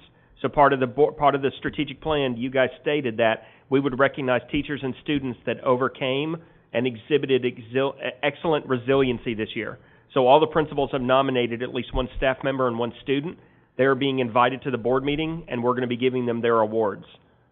And the meeting's going to be at Central High School in the music room, or the band room, which is right at the, if you have the main event entrance, it's the room exactly right to the left, but you can actually go in the band room from the parking lot. Oh, we'll also have tenured teachers honored then. We'll also have retirees honored, so it's really going to be a busy, special night. And, you know, it's actually really the last day of school, so, you know, hopefully they'll all have the next day to go on their vacation as well. So, I don't know of anything else in this part of our meeting, but I will, if you need a short break, I'll be glad to take one before the budget meeting. So, but don't leave.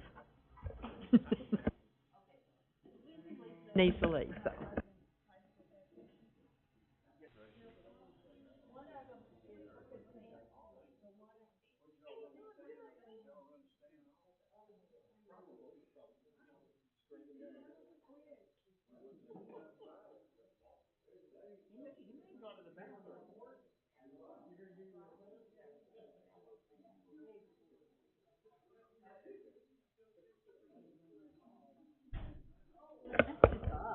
Okay, I'm calling this meeting to order.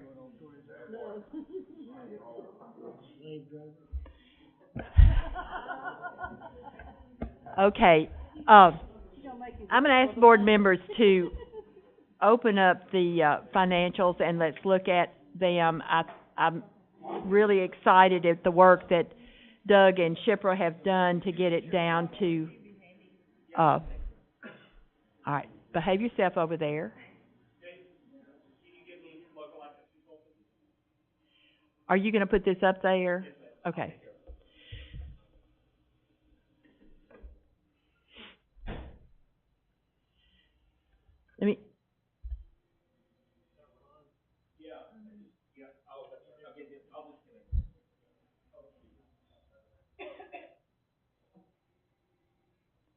Let me just start by saying that I just really appreciate both of you all and trying to go through and the meetings they've had, trying to get this down into a document that we would feel comfortable taking to the commission. And I'm not sure it's the final document, but the column that I want you all to look at is the column that says at the top, Battle Creek plus 3% raise. And that has all the step raises, all the expenses for Battle Creek. And as you can see, it's $107,083, which is considerable less than what it was the last time that we looked at it. I know that we asked them to look at several different things. One of the things was looking at the step raises and then putting this, but that's just not equity to do that, because some of the step raises are $1,000, some of them are $300. You know, we reward people in this county for experience and degrees, and so those step raises are just that they needed to not be messed up or touched as well. But I think this board is committed to make sure that our employees get a 3% raise, and I appreciate that. So if you all are looking at the spreadsheet, Chipper, I'm sorry, I'm letting you do the talking here. I didn't know if you all wanted to know what all we were able to cut. Yes, please. Okay. One of the first things I think we started out with is got back on, I think we kind of went back to square one. It's like, okay, we have a compiled document. What can we do now to move forward from where we are, of course? We got a new roster for all the teachers in the schools with the step raises from HR, and it actually brought in new data, I think, that helped Doug reduce the percentage down for the step raises. The way we were budgeting it, we had budgeted at 1.66 is what we had said in the last meeting. He was able to reduce that down because somehow the average that was coming out was a little bit lower on the new roster, which was more detailed and accurate compared to the ones we had used before. We were able to reduce the average rate that we were using per employee for insurances. The way we were able to do that is he went back and looked at about 3 years' worth of data to see how line items performed every year. Did they have a lot of money remaining in each budget? Did they have funds remaining? Like right now, we're right on track almost with all the insurance payments that we're making. So the budget we had last year was good as far as, you know, what we had. Next year's, of course, that the rate that we had last year compared to this year is a little bit of a difference. And next year going forward, we already know the insurance is not gonna go, the rates are not increasing, so we were able to use this year's rate and, built the budget based off of that. So he was able to reduce the percentage that he was using for the insurances down. I think that's one of the biggest things that probably helped the budget. Also, we only, the way we bill it, it's a month, like whatever employees pay in April covers them in May, what they pay in May covers them in June. So whatever they pay in June covers them in July. Usually July payroll that we run is journal entry back to the last fiscal year because it's June payroll running in July. But benefits, we don't have to do that way. So the benefits run current. So that was something else that was built into the budget that we were able to take out. So that was a huge savings. Stan had some cuts. I don't know if Stan's here. He would have been able to speak to that.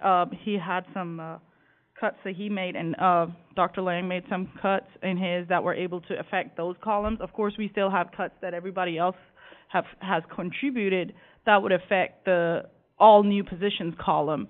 But if we're not going to look at those columns, if we're just looking at Battle Creek plus the step plus the 3% column, all those changes just amounted to where we are today. So we really appreciate it because that was short notice. We scheduled all the meetings after the last meeting, and everybody showed up, and we met every day for 3 or 4 days straight, and we were able to get that done.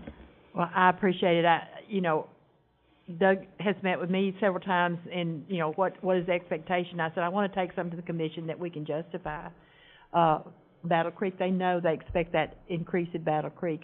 We've also are looking at like a 3% cost of living in there. So even though we may have to make a little bit of a cut from that, but we're really close. I think it is.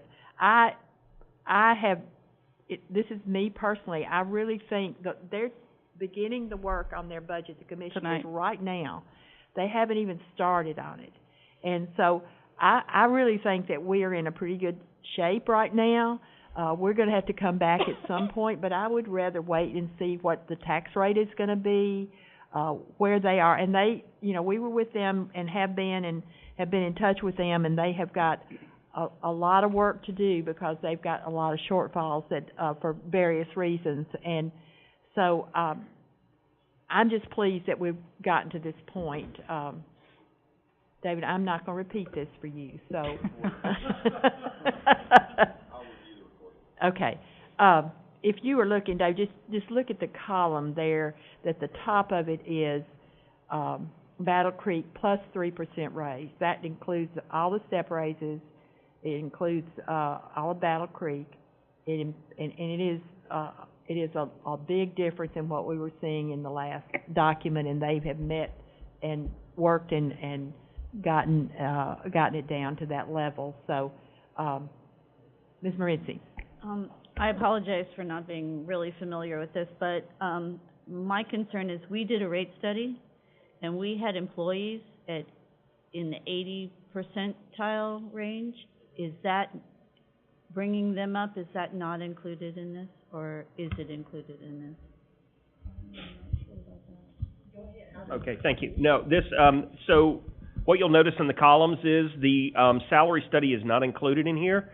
Those employees will get a 3% raise, but the recommendations of the salary study at about, I think, 187 are not included in that 107,083,473 number. Yeah, that column is strictly just current salaries with the built-in step plus Battle Creek's new positions and the 3% on top of it.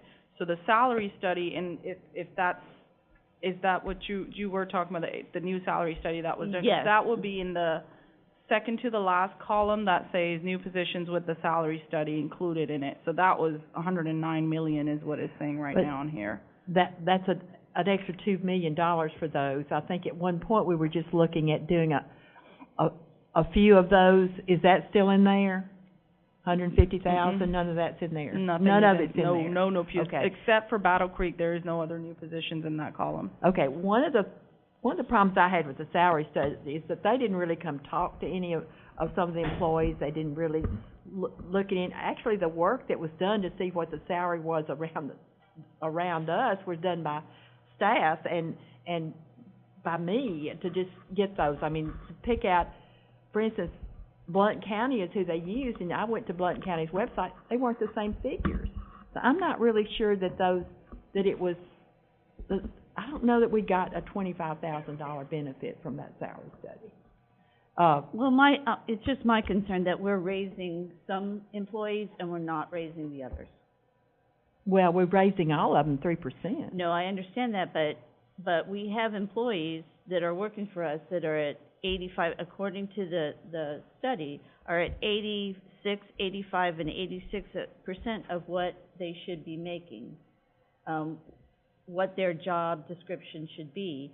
And we're changing starting salaries for teachers, you know, for some. I think all of our employees should be included in that.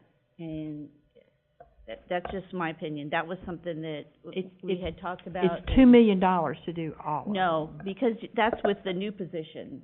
What I'm talking with the new, about you're right. is the study that we did, and those employees that are at 85% of what their salary schedule should be.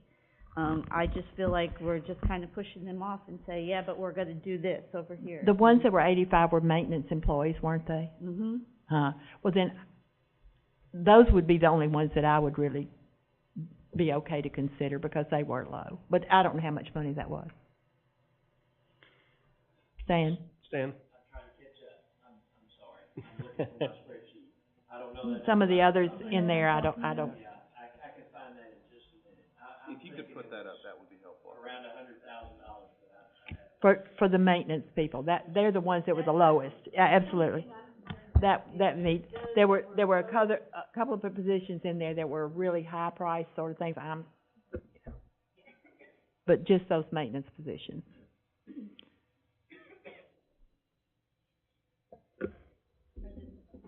Mr. Atkinson. I'm just trying to figure out what kind of number are we comfortable with sending to the county commissioners. Last meeting we had, I thought we was looking somewhere around 109. We were at 111 last week. Well, I'm right. talking about what we felt comfortable with sending to the commissioners. I thought we talked about somewhere around 109. No. Okay. I'm way more comfortable about 107. Yeah. What do you think? So where we were at the last meeting was we were sitting at a base of 106. 106,895 is where we were sitting last time. So through, and that was not including the 3%. So this is Battle Creek plus the 3% cost of living increase for employees, and we went from 106,895 to 107,083, 473. So we've been able to squeeze the 3% in for a little less than about $300,000. So that's currently where we are at 107,083, 473. In talks with numerous county commissioners and looking at what we're asking for in capital, in addition to what we're asking for in GP,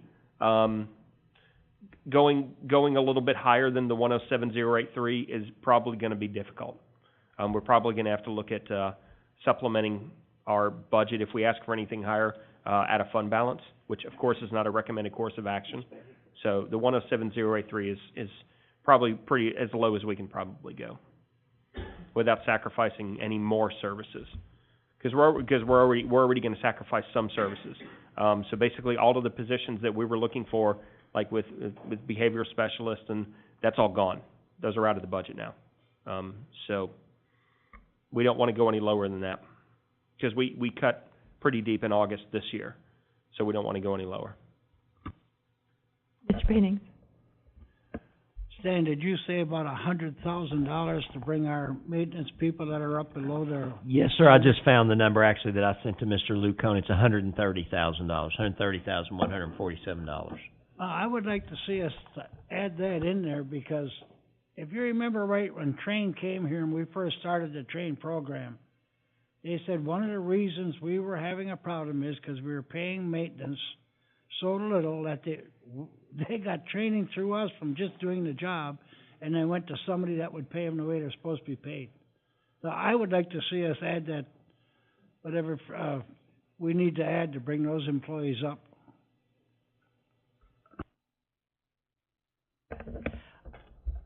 those are all, that's the cost for the maintenance, and I would be for that as well, because they were really low, but no other, just the maintenance.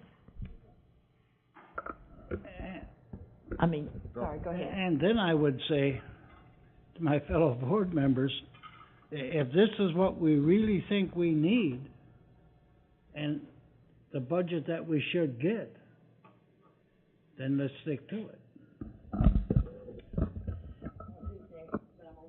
I was just gonna ask Mr. Breeden if is that document something you can send out in an email so we can see that just real quickly? Yeah, I can send that to you. That's just the rate study from... We took the rate study and applied it to the people, took what their salaries were now and the difference. Yeah. If you could send that, thank you. I just want to say y'all have done an excellent job on this and trying to stay ahead of the game. And it's actually got better with Doug being there. So my question is, what are we looking at? Yes, it's what Doug and their group. And so what are we actually looking at then? My question is, we're looking for the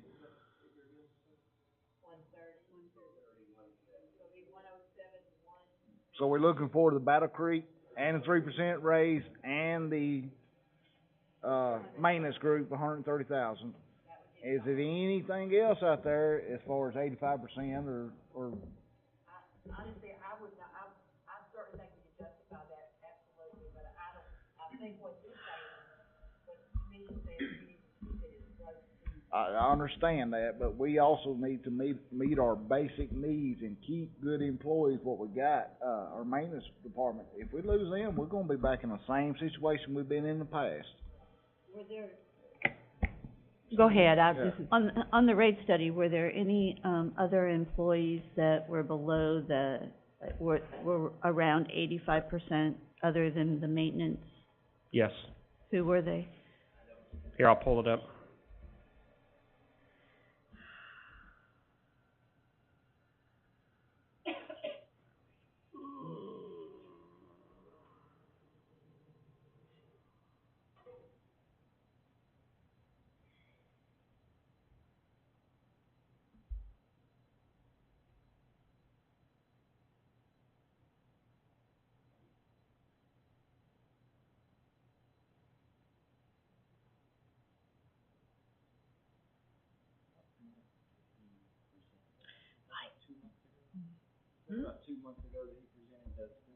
That's in the April meeting. I've got that study here. In my very organized stuff.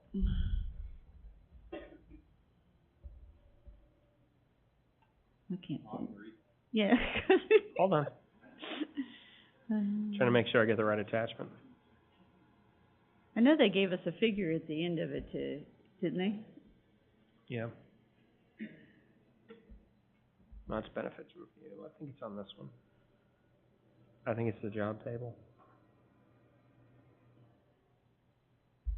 I didn't bring it with you.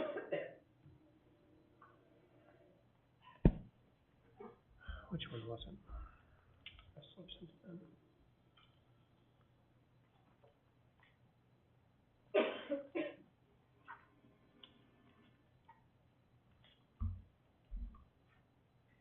Yeah, the total was what, 183? Yeah, it was 185, 221 right here. Yeah, so who else is in there? Maintenance? We had 41 people in maintenance. They were at 86. I'm sorry, over here below, sorry. Yeah.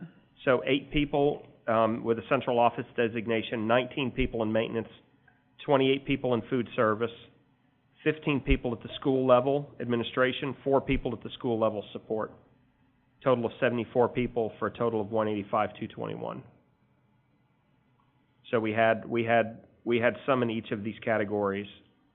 But the biggest one is central office. How many employees is that? No, the biggest one was maintenance at 80,000. How many? I can't read that. Was it how many employees in central office? It had 8 people. 8. And it ranged anywhere from, I think the lowest one was, $400, maybe?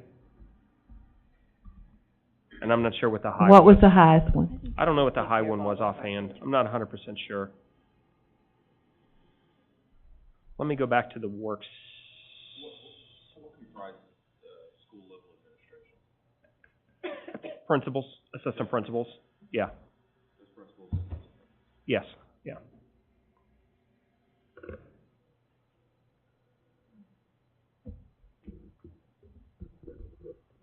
Let me go back to this one. Just a quick question. You said his maintenance department was $130,000? They're showing up there 80-something, about Hold on a second. 80,000. Hold on. Does that include the new position plus adjustments there, or is that separate? I'll have to look back and see the difference. She got that Yeah. Okay.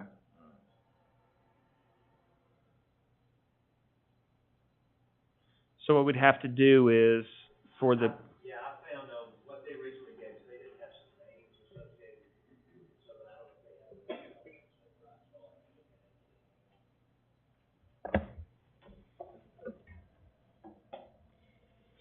I just feel like in a budget of $107,000 that, million. 7 million. I mean, $107 million, sorry. That's okay. That, the less than $200,000 that it is going to take to have all of our employees where they should be is really important. That's just my opinion.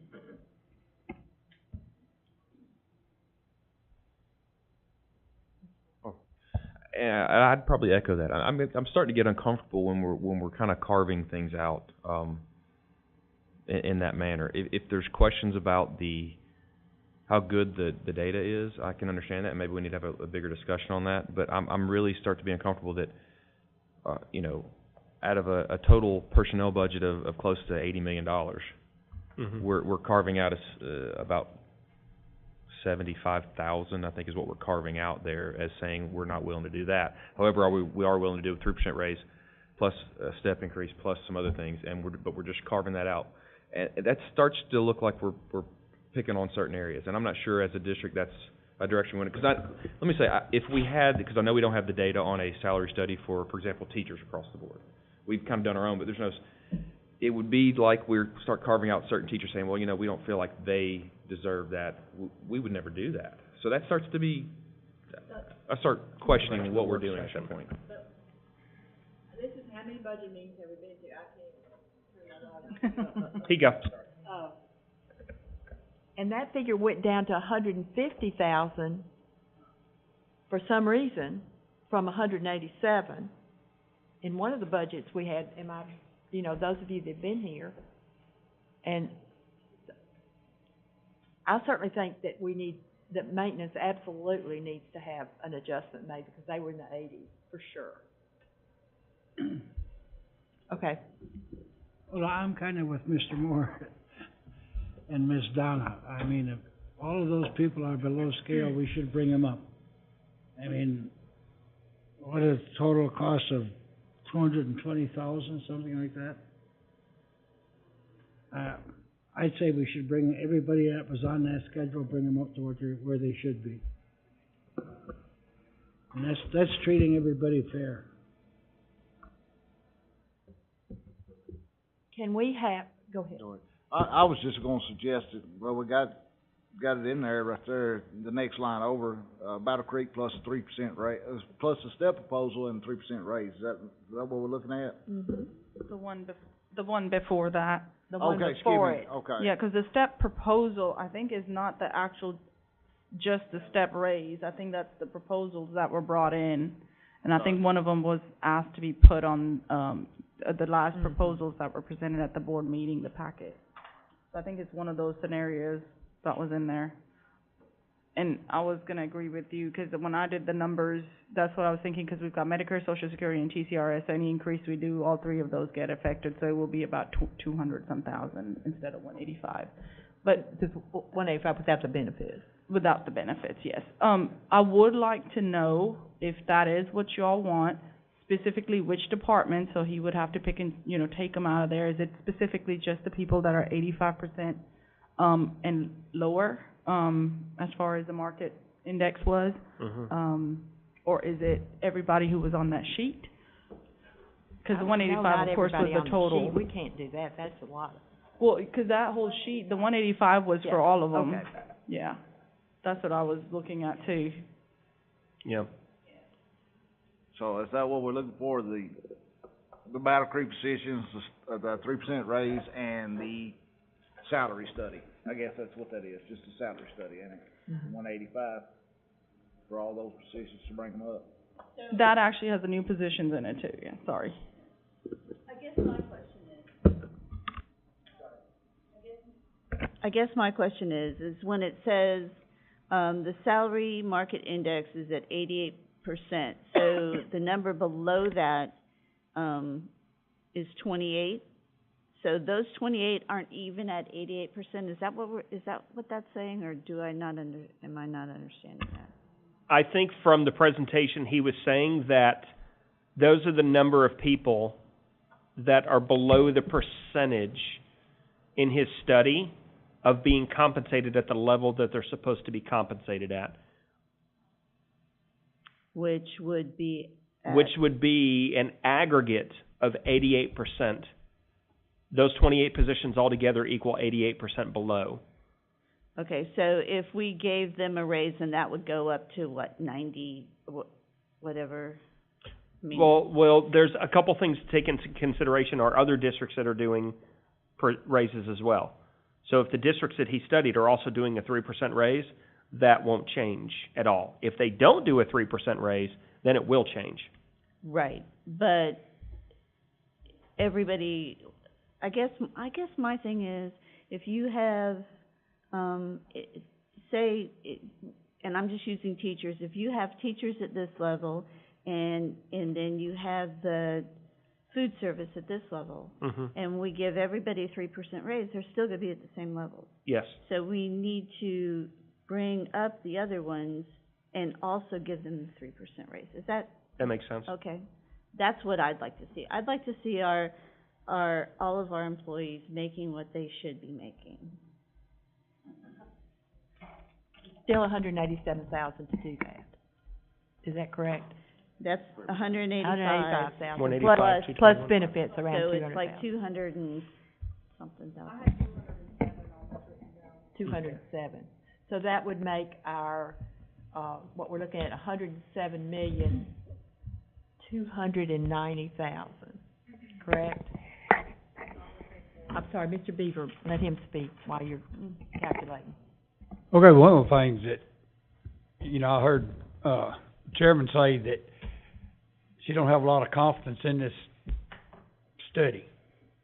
So if we don't have the confidence in this study to be basing our decisions on, why are we even having this discussion?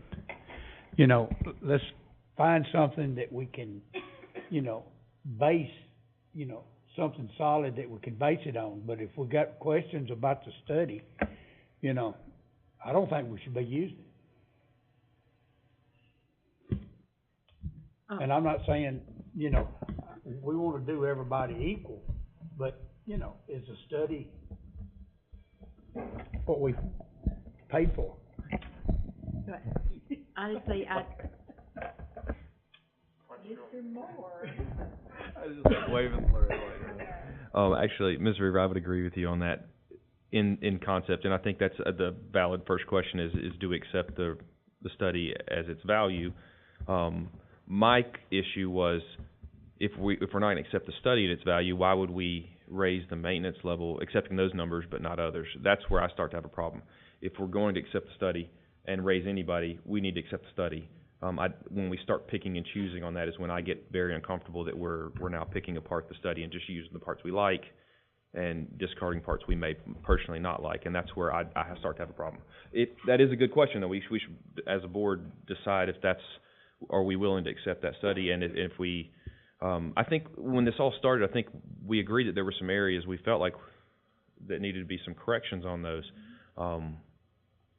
So I guess the question does come back to, do we accept the study at face value of what it is? And if so, I feel like we should accept it as it is if we're going to do that. If we're going to start picking apart, I think we either start over or do some other methodology to arrive at what we're going to change on that. Again, I'm very uncomfortable if we're gonna look at that study and say, well, we're just gonna pick this part, this one line item, and adjust those figures, but not the others. That's where I start to have issues, because again, we would not do that with teaching staff.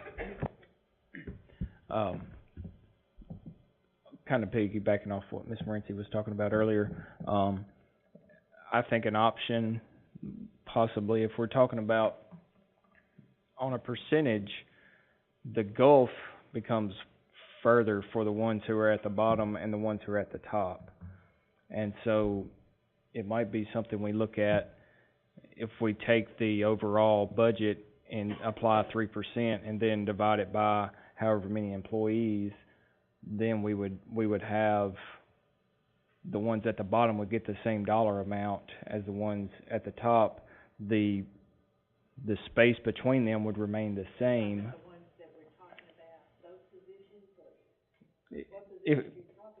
It would be all positions. If everyone, we're talking about all employees getting 3%, correct? So you would just take whatever we're budgeted and apply 3%, divide it by however many employees we have, and everyone from food service to central office would get the same dollar amount. It just wasn't very much of it, I guess. And we did that a couple years ago. Remember Wayne Lindsay? I think it was like 1,780 across the board. Everybody got the same.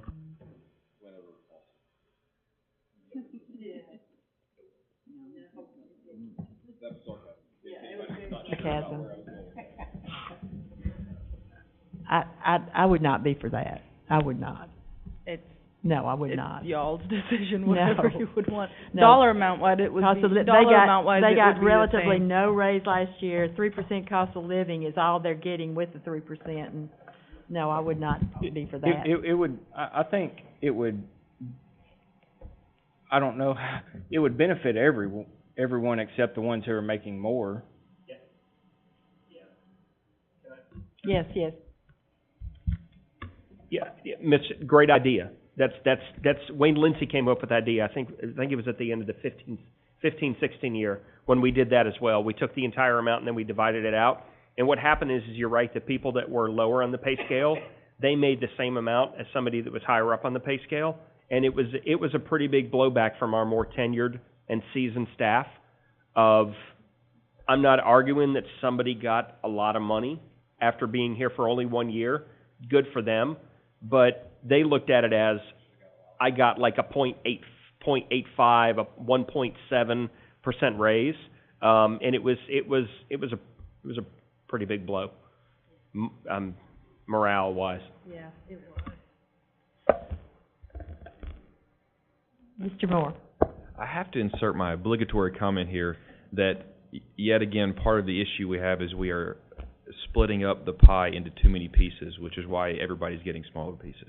I will say this again. I feel like we are overstaffed. We talked about it last year, and nobody likes hearing this. And I feel like we are having to split the pie up into too many small pieces, and we can't give people what I feel like they deserve across the board because we're splitting it too many ways. So I'll keep saying that every meeting. I said I would, and I'm going to say it again until we move that direction. It's frustrating to me because, again, we're looking at a $107 million ballpark budget, and we're picking apart $75,000 on that. That starts to become, just like I said, it's almost crazy that we're talking about picking apart $200,000 worth of books. I agree. And honestly, I'm sorry if I'm being the fly in the ointment here. If the salary study is what you all want to do and include him with it, then I think it should be, without a doubt. Certainly taking care of those. I don't have a problem with that. It is kind of, when you look at the volume of this, and I look at the work that they've done to get to this point where it is at a decent ask, and it still provides for our employees, and it still provides for everybody. I couldn't be happier about that, so I would not stand in the way for that as well. I do have a few issues with it, but they're not issues that I can't live with. And just, Mr. Atkinson. Sorry. Go ahead. Just for clarification, because Doug would have to pull that, is what we want to look at is that sheet we just pulled, 185,000. That's right. That's what you all want to see in the same column. Right. Okay. And one more thing. I think Mr. Sims, maybe you had asked last meeting That $736,000 number at the bottom, he specifically put that there for you. He told me that's the amount that a 1% would cost on that same Battle Creek plus 3%. Yeah, that went all the way at the bottom. So that's, if you decided to do a 2% raise, you would deduct that off of that column. So, just FYI.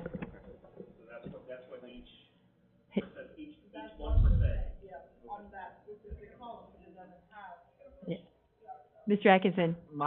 Just quick question for Mr. Braden here. Have you looked at the salary study? I looked at just the part that impacted the folks that worked with me. Right, well, that's what I want to know. Do you believe the salary study to be pretty honest on that salary study? Number-wise? I thought it was pretty equitable as far as what I'm seeing competitive salaries coming down the pike for most of our folks. Now, you know, the salary study didn't just give a minimum, it gave a minimum, mid-range, and a maximum. And we're talking about moving to the minimum of that. I don't think anybody wants the minimum amount of work from our employees. They want the maximum amount of work.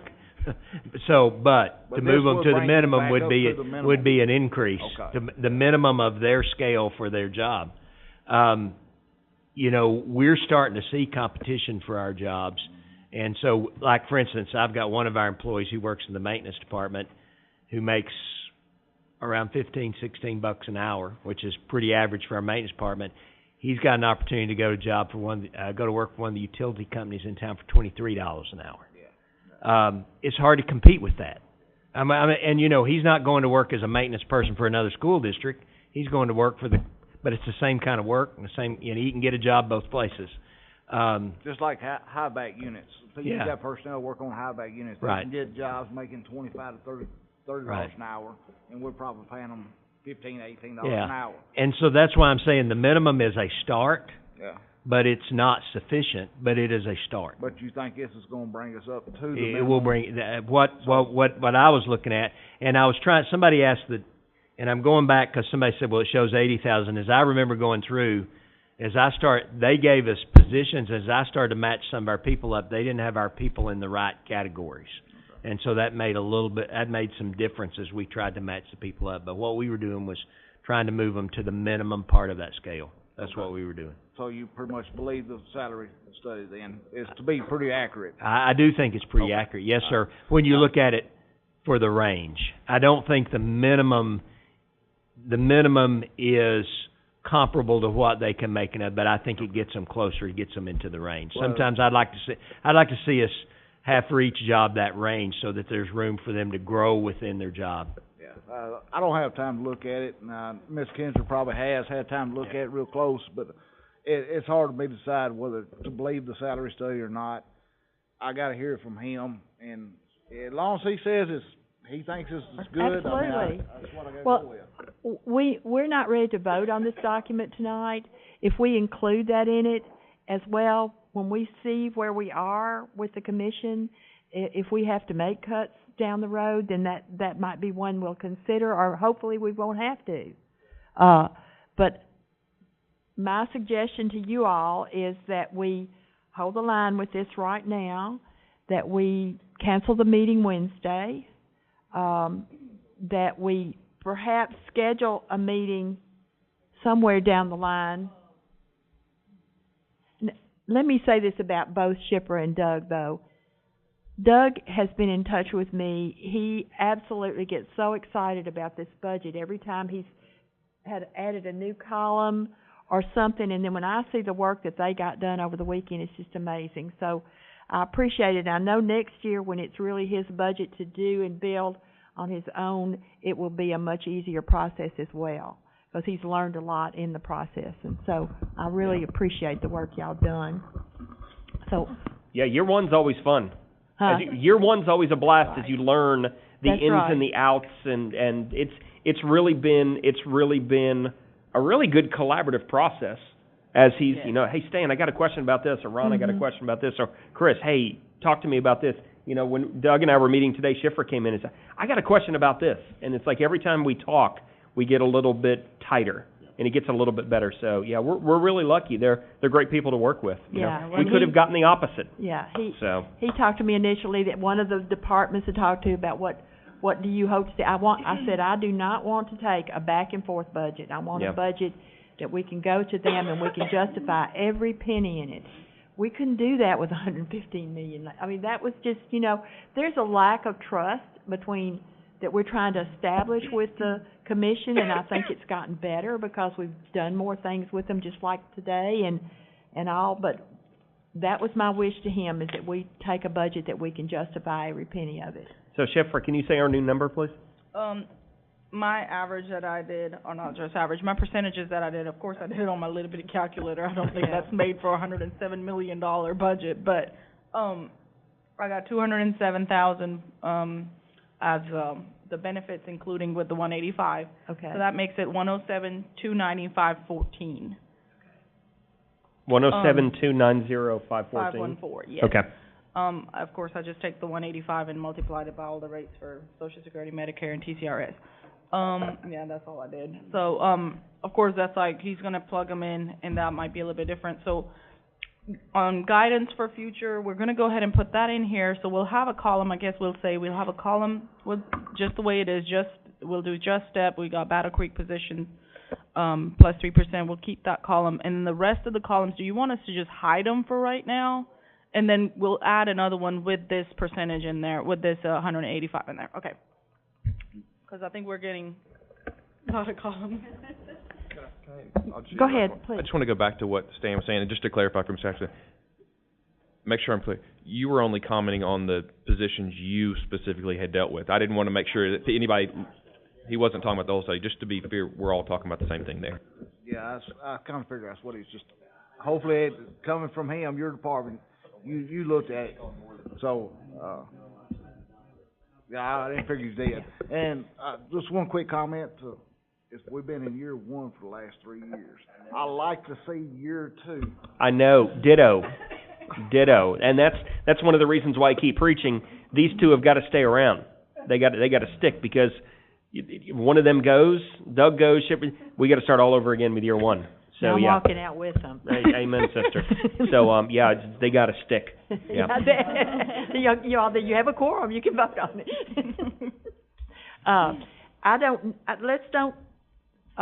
Let's don't schedule a meeting right now. Let's just kind of see where we are. Looking at the calendar, there are the 13th, 14th, 16th, 17th, 20th, 21st are all graduations, and the 23rd is a board meeting. So, and then comes Memorial Day, but it may be that next week, sometime is when we may need to get together, and hopefully we'll have affirmed something as to where we are.